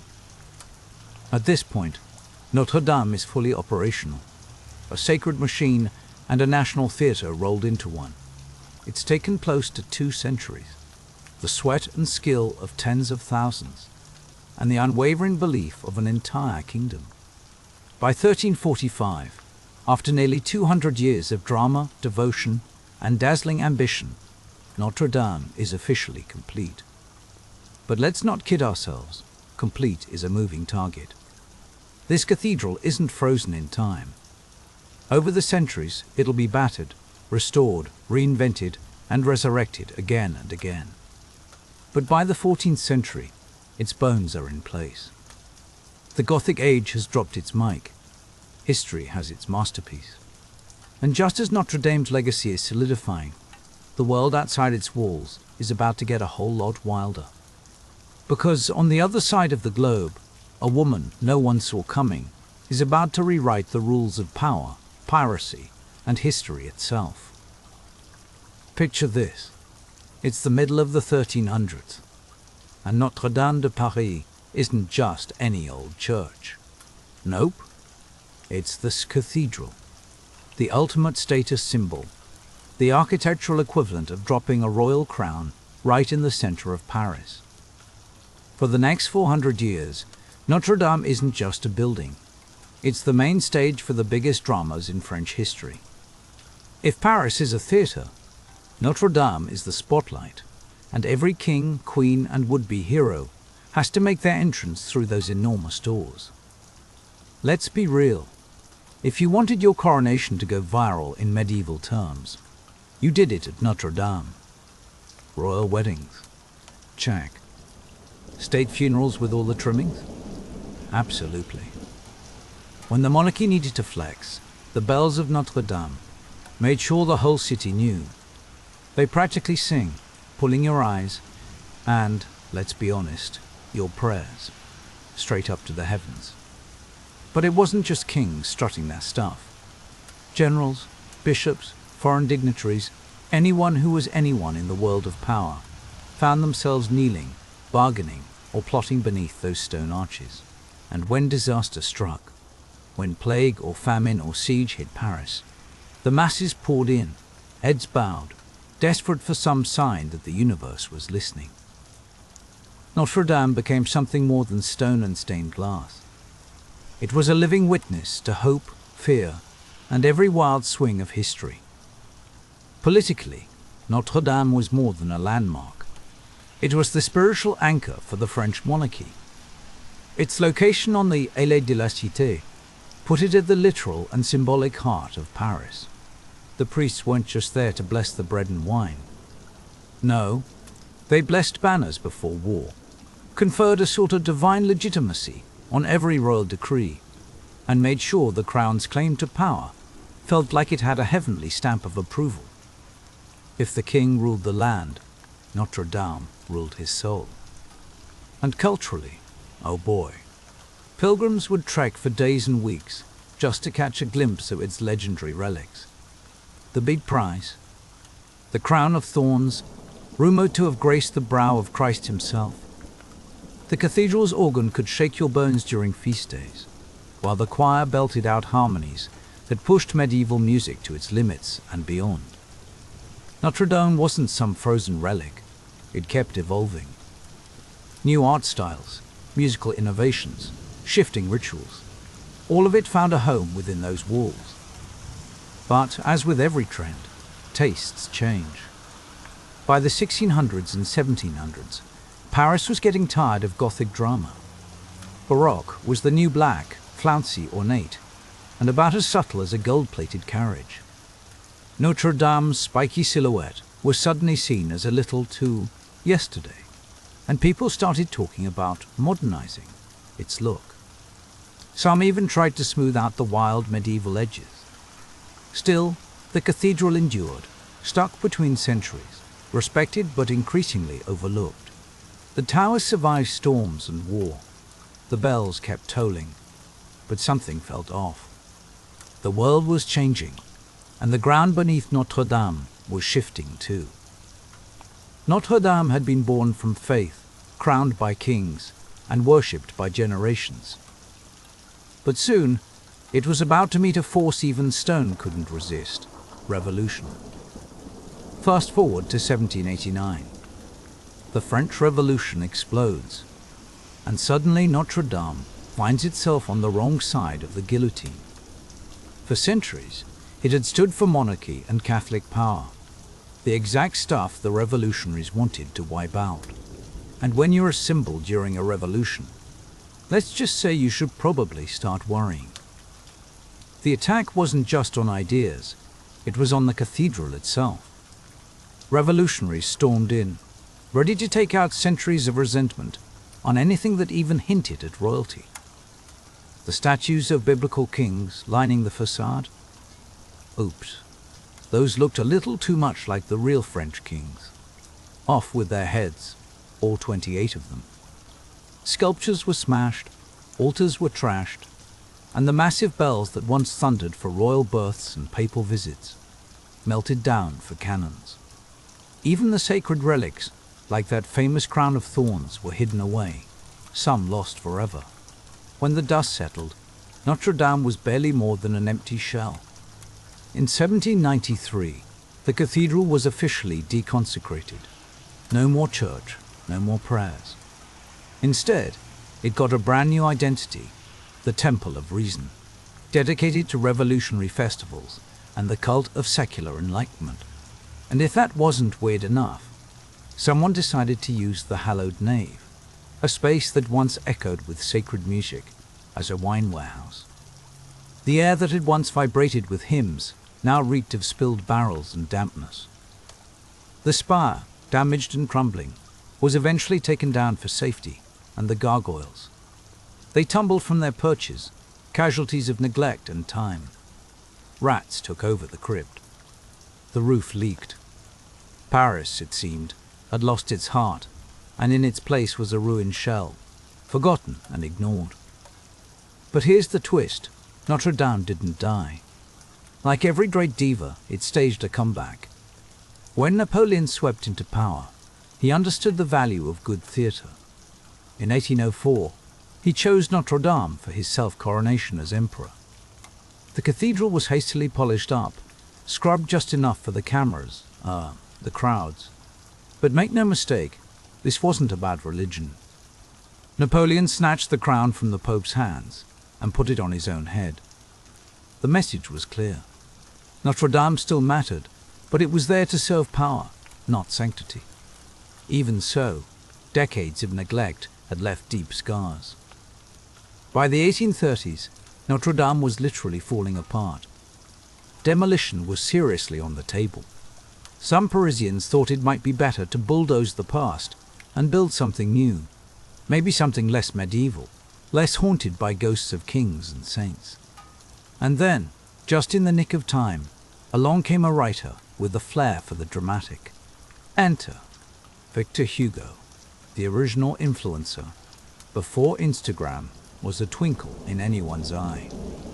In 1831, he dropped a novel that would change everything. Notre Dame de Paris, or as you probably know it, The Hunchback of Notre Dame. But this wasn't just a Gothic page-turner. It was a love letter, a desperate call to save a masterpiece from oblivion. Through the eyes of Quasimodo, Hugo turned Notre Dame from a backdrop into a main character, a wounded, misunderstood, crumbling beauty that still had so much to offer. France listened. The novel sparked an outcry. Suddenly, everyone was talking about what they stood to lose. Notre Dame wasn't just an old building. It was a monument to centuries of devotion, art, and stubborn resilience. The campaign worked. By 1844, King Louis-Philippe signed off on a full restoration. Enter Eugène Viollet-le-Duc and Jean-Baptiste Lascaux, two architects on a mission, not just to patch up the damage, but to restore the cathedral's very soul. They rebuilt statues, resurrected the Gallery of Kings, and dreamed up a new spire that would soar higher and shine brighter than the original. When it was done, the new spire reached 96 meters above the city, a silhouette so iconic it would become instantly recognizable around the world. After its facelift, Notre Dame recaptured its place as the beating heart of Paris. It hosted grand masses, witnessed liberation ceremonies, and welcomed millions of visitors from every corner of the map. It survived not one, but 2 world wars. When the Nazis marched into Paris, the cathedral's bells fell silent in protest. But when Paris was freed in 1944, those same bells rang out in wild, joyous triumph. And then, another gut punch. On April 15, 2009, a fire broke out beneath the roof. Flames raced through the ancient timbers, some of them dating back to the 13th century. And within hours, the world watched in horror as the roof crashed in and the spire collapsed in a plume of smoke. For a moment, it seemed like centuries of history and beauty were going up in flames. But, true to form, Notre Dame survived again. The stone towers held. The rose windows endured.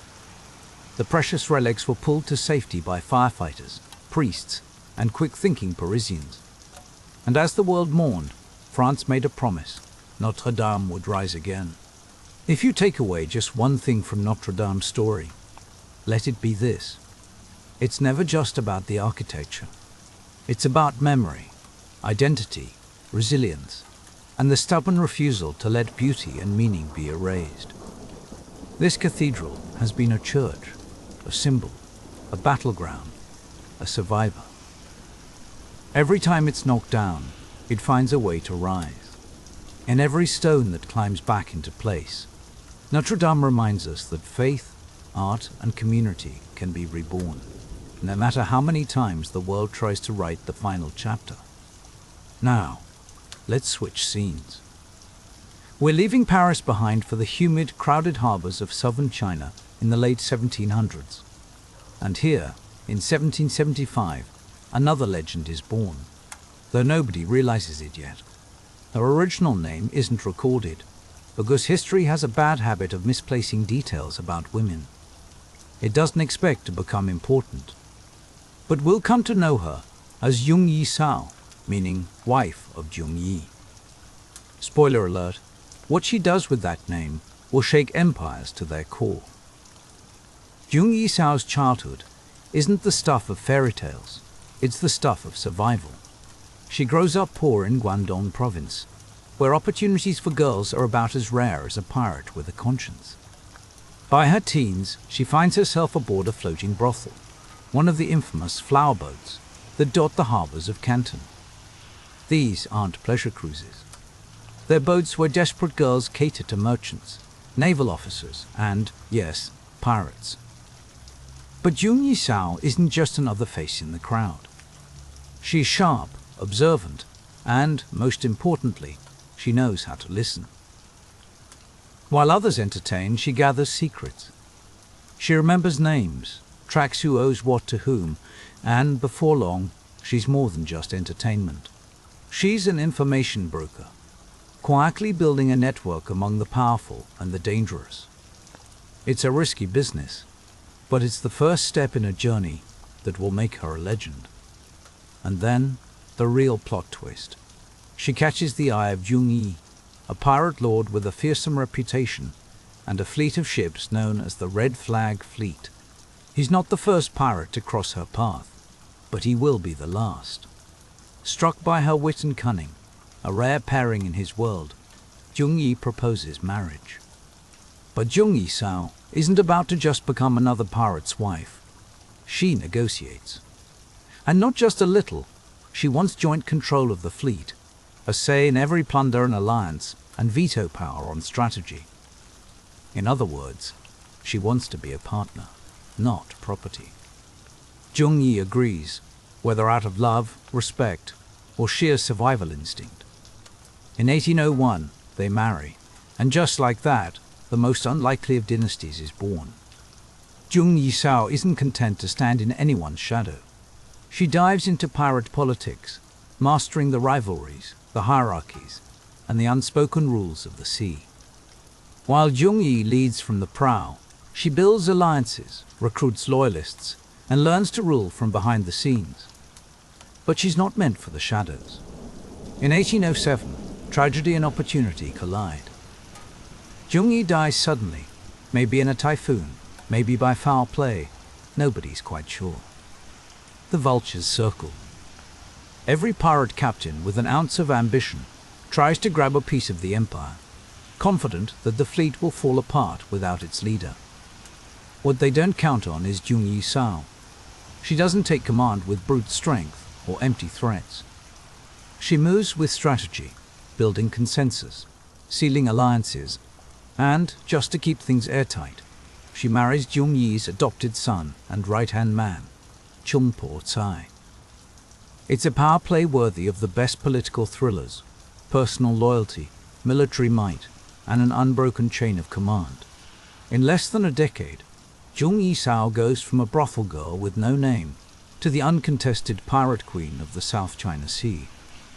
And she's only just getting started. Because coming up next, we're diving headfirst into the high-seas soap opera that is Jung-yi Sao's reign.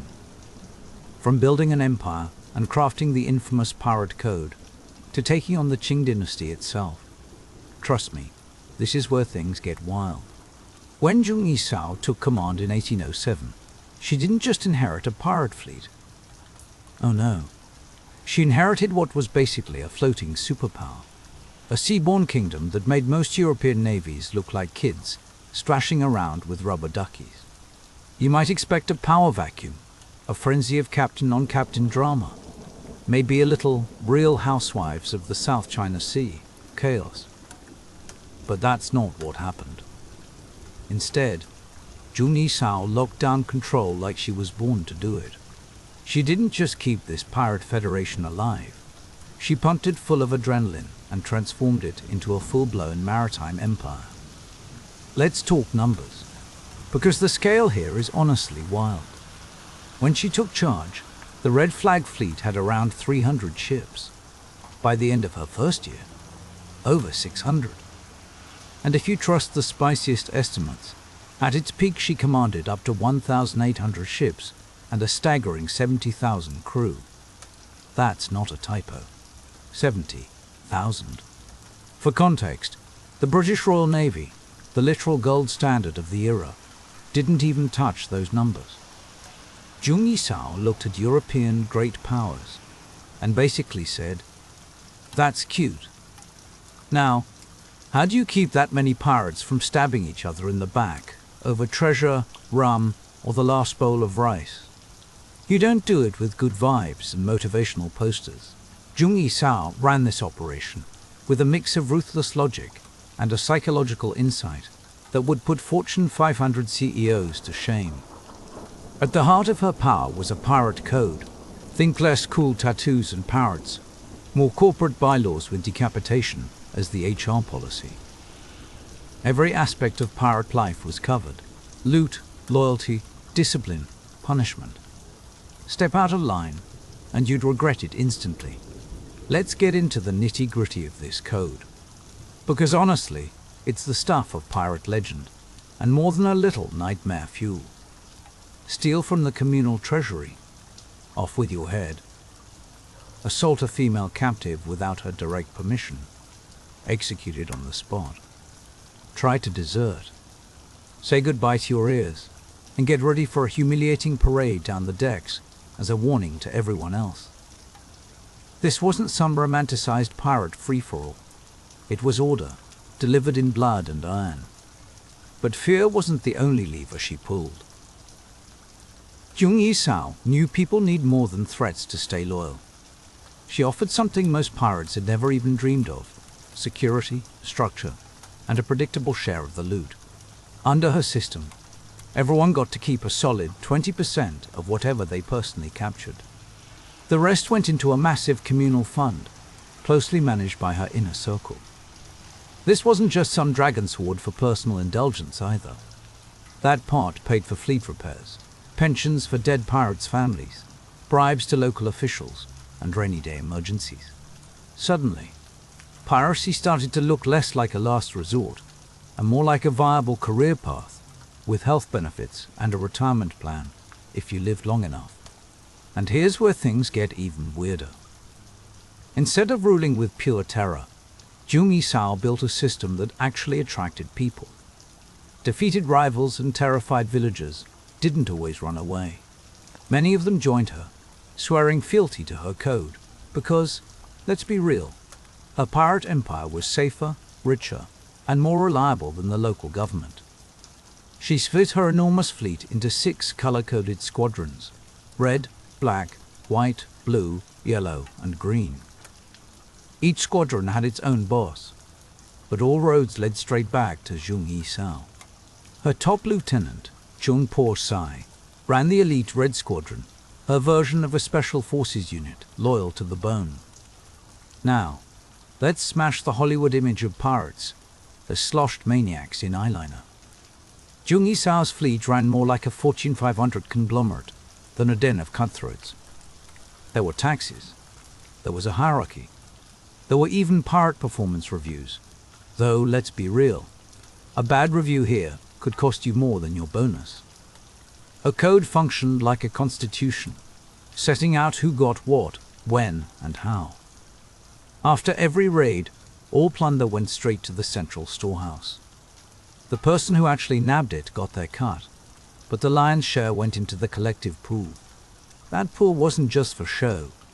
It kept the fleet running, funded widows' pensions, and made sure the wheels of corruption kept spinning smoothly in the right places. Stealing from the collective. That was a death sentence, not a metaphorical one, an actual, literal, head-on-the-plank situation. And as for discipline in battle, she made it crystal clear: abandon your squadron or disobey an order, and you'd be flogged, executed, or tossed into the waves.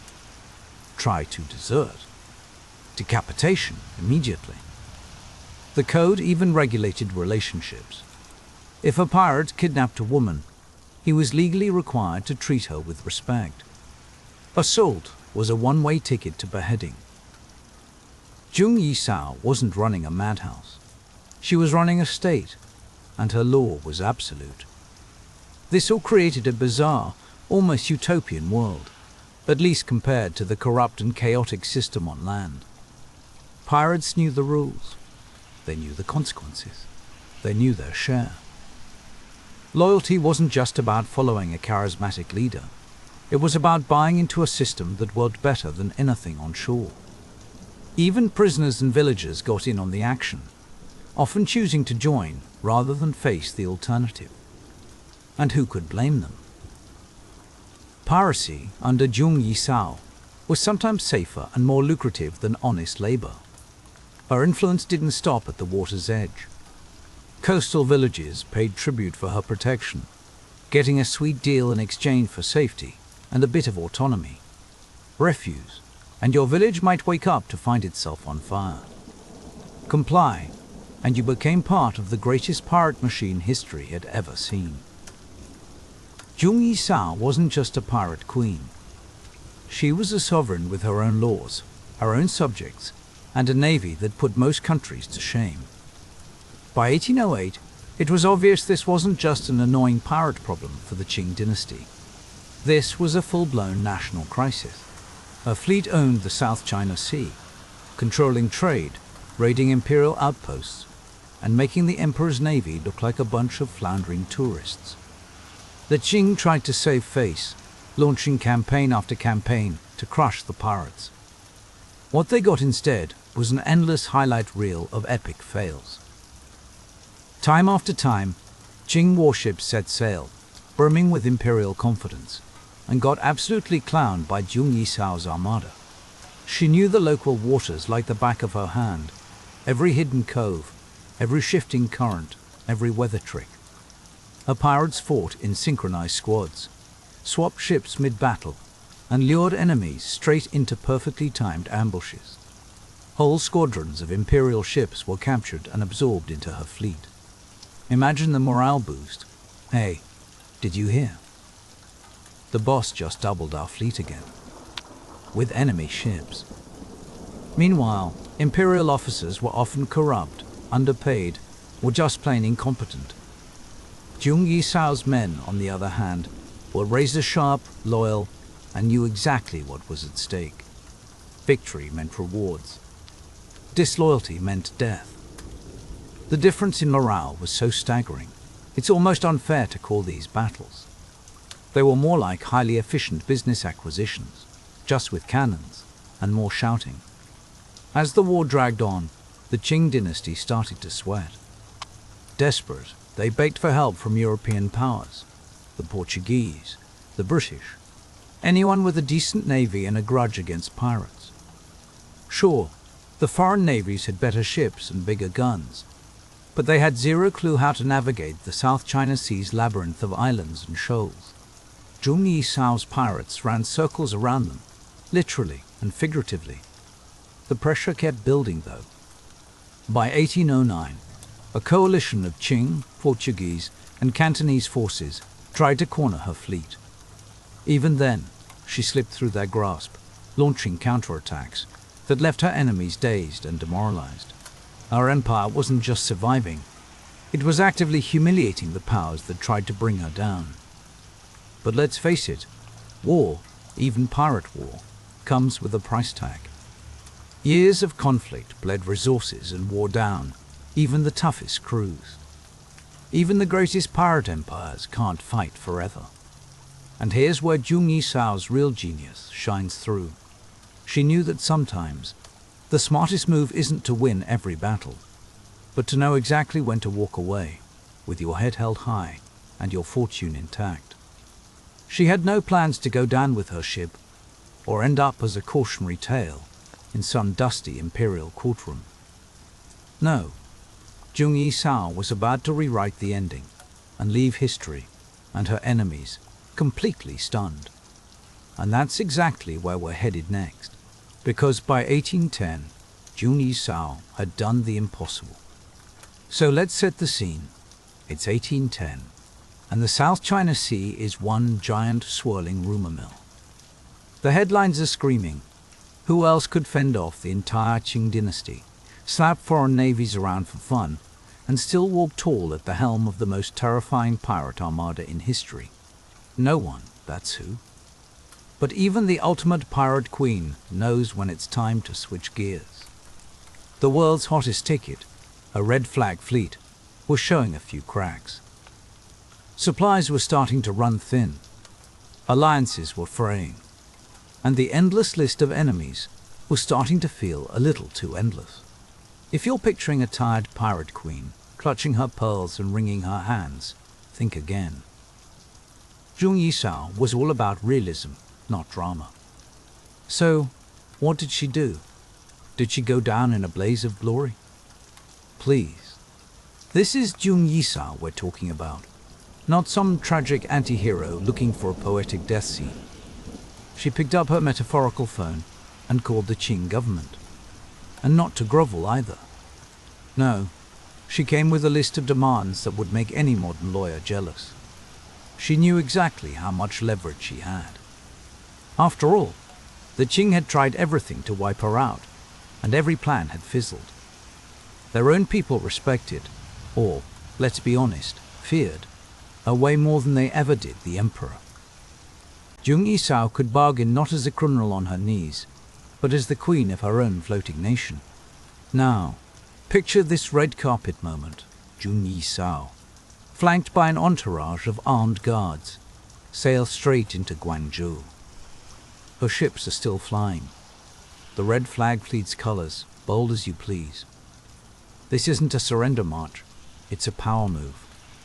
She's not begging for mercy, she's dictating terms. She wants amnesty for herself, for her entire pirate family, thousands strong, mind you. She demands to keep her hard-won fortune. And for the grand finale, she insists that her right-hand man and husband, Chung Po Sai, be rewarded with a cushy officer's job in the Imperial Navy. Can you imagine the faces at the Qing court? Shock, exhaustion, maybe a little bit of admiration, but mostly relief. Because, truth be told, the Empire is tired too. Prolonging this fight would be like setting piles of cash on fire just for the fun of it. So, in a rare moment of collective sanity, they say yes. This is the part where history throws out the script. On April 18, 1810, Zhong Yisao doesn't shuffle in as a prisoner. She leads a procession of over 17,000 pirates, men, women, children, straight into the city, heads held high. There are no chains, no gags, no guards prodding them along. Picture a grand parade instead of a perp walk. More than 200 ships are ceremoniously handed over. Weapons are laid down, not tossed aside in defeat, but presented as if closing a deal. The entire pirate confederation dissolves. No blood, no drama, no last-minute betrayals. Just a peaceful, stylish exit. No trials, no executions, and not a single silver coin taken from her. Chung Po Sai walks away with a captain's title in the Qing Navy, and our pirate queen retires with her head high, her fortune untouched, and her legend, if anything, even bigger. If you're used to pirate stories ending in a hail of bullets or a dance at the gallows, surprise. Zhong Yisao rewrote the ending. She didn't get caught. She retired.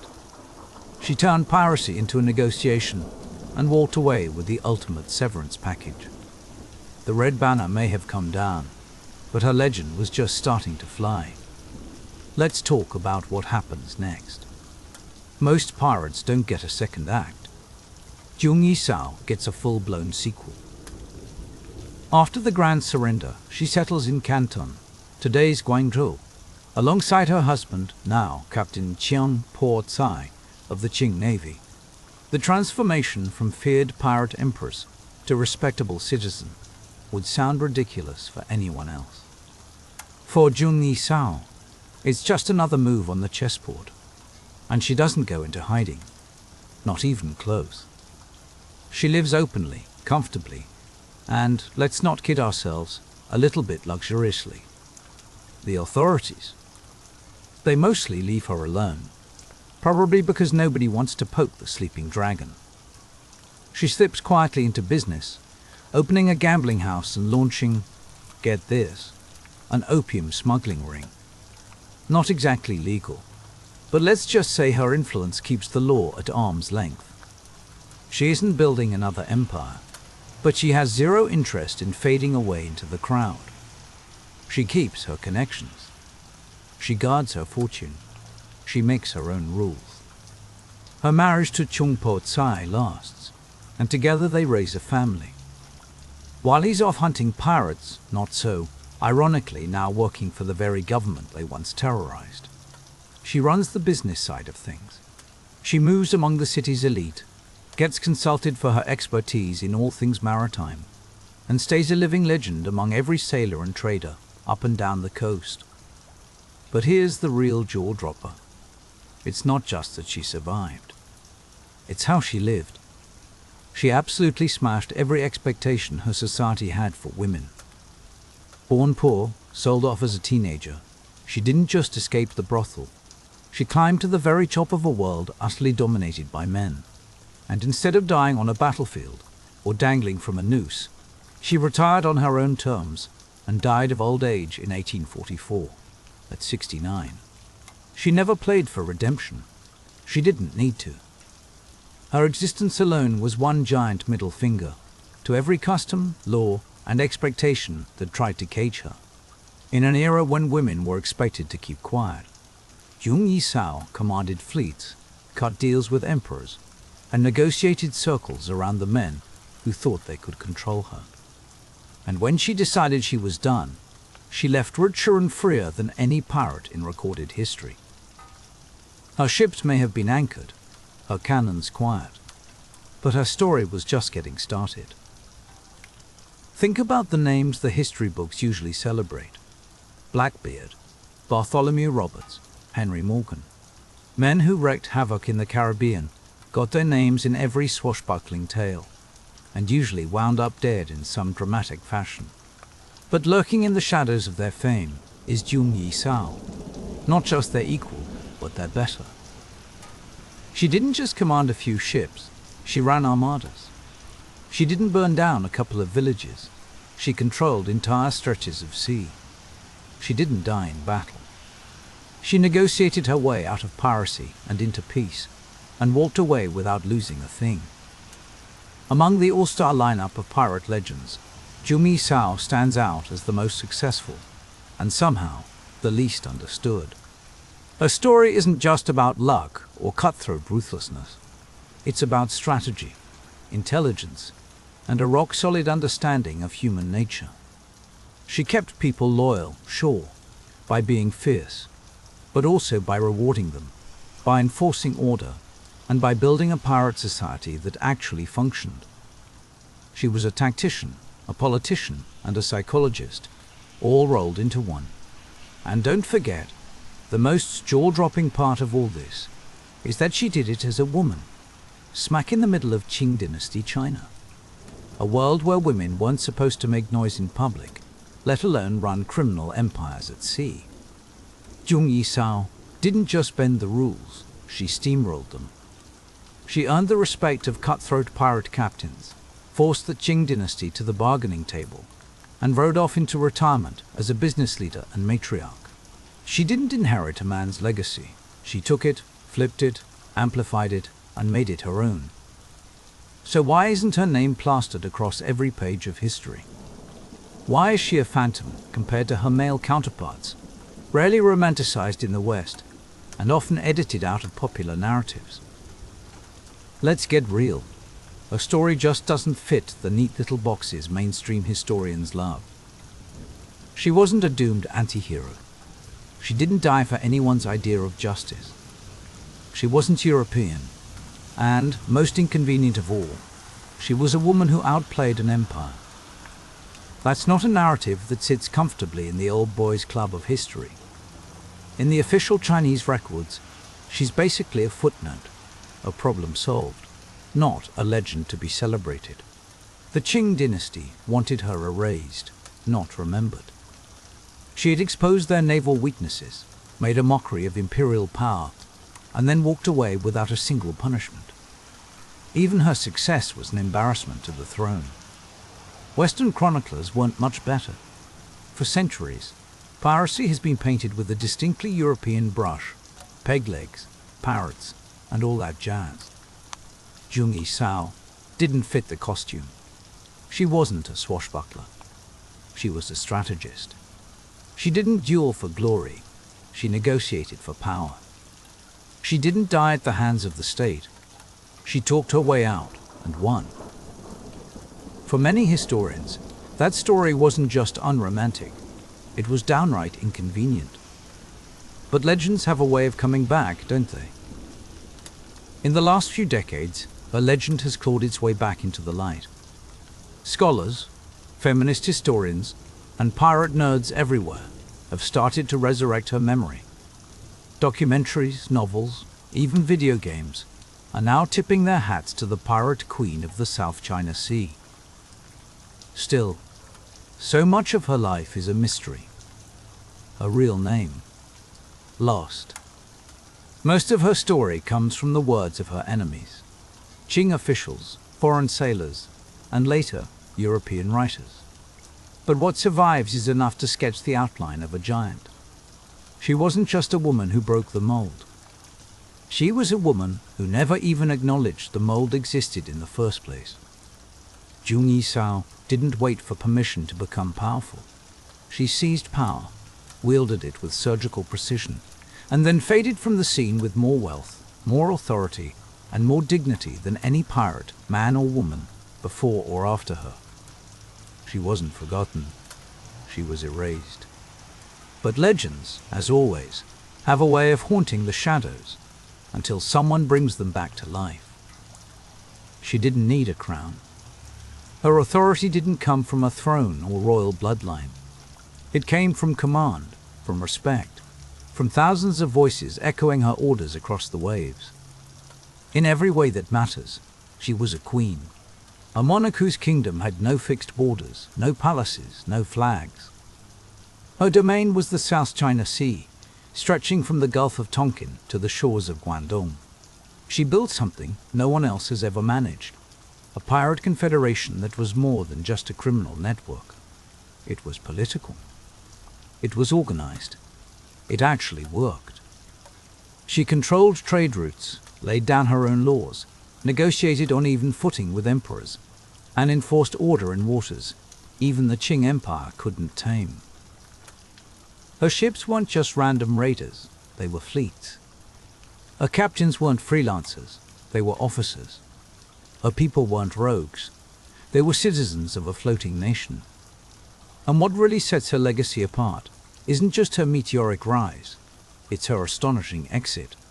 While most pirate tales end with fire and rope, Jung Yi-sao's story closes with negotiation, retirement, and a fortune that would make a banker weep with envy. She didn't go down with her ship, she stepped off it, unscathed, undefeated, and still holding the purse strings. By 1844, when Jung Yi-sao finally passed away, she had achieved something no pirate, emperor, or warlord had done before. She walked away from absolute power by her own choice, and her legend stayed intact. Today, you won't find many monuments or statues with her name.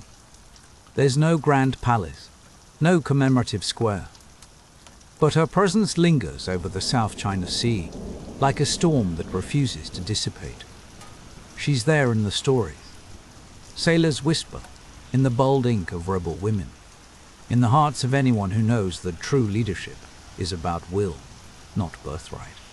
Jung Yi-sao is living proof that greatness doesn't ask for permission. Even in a world built to silence women, one sharp, strategic, unbreakable voice can command an empire. She ruled without apology, fought without hesitation, and retired without defeat. Not a myth, not just a legend. A woman who conquered the sea and then walked away before it could take her.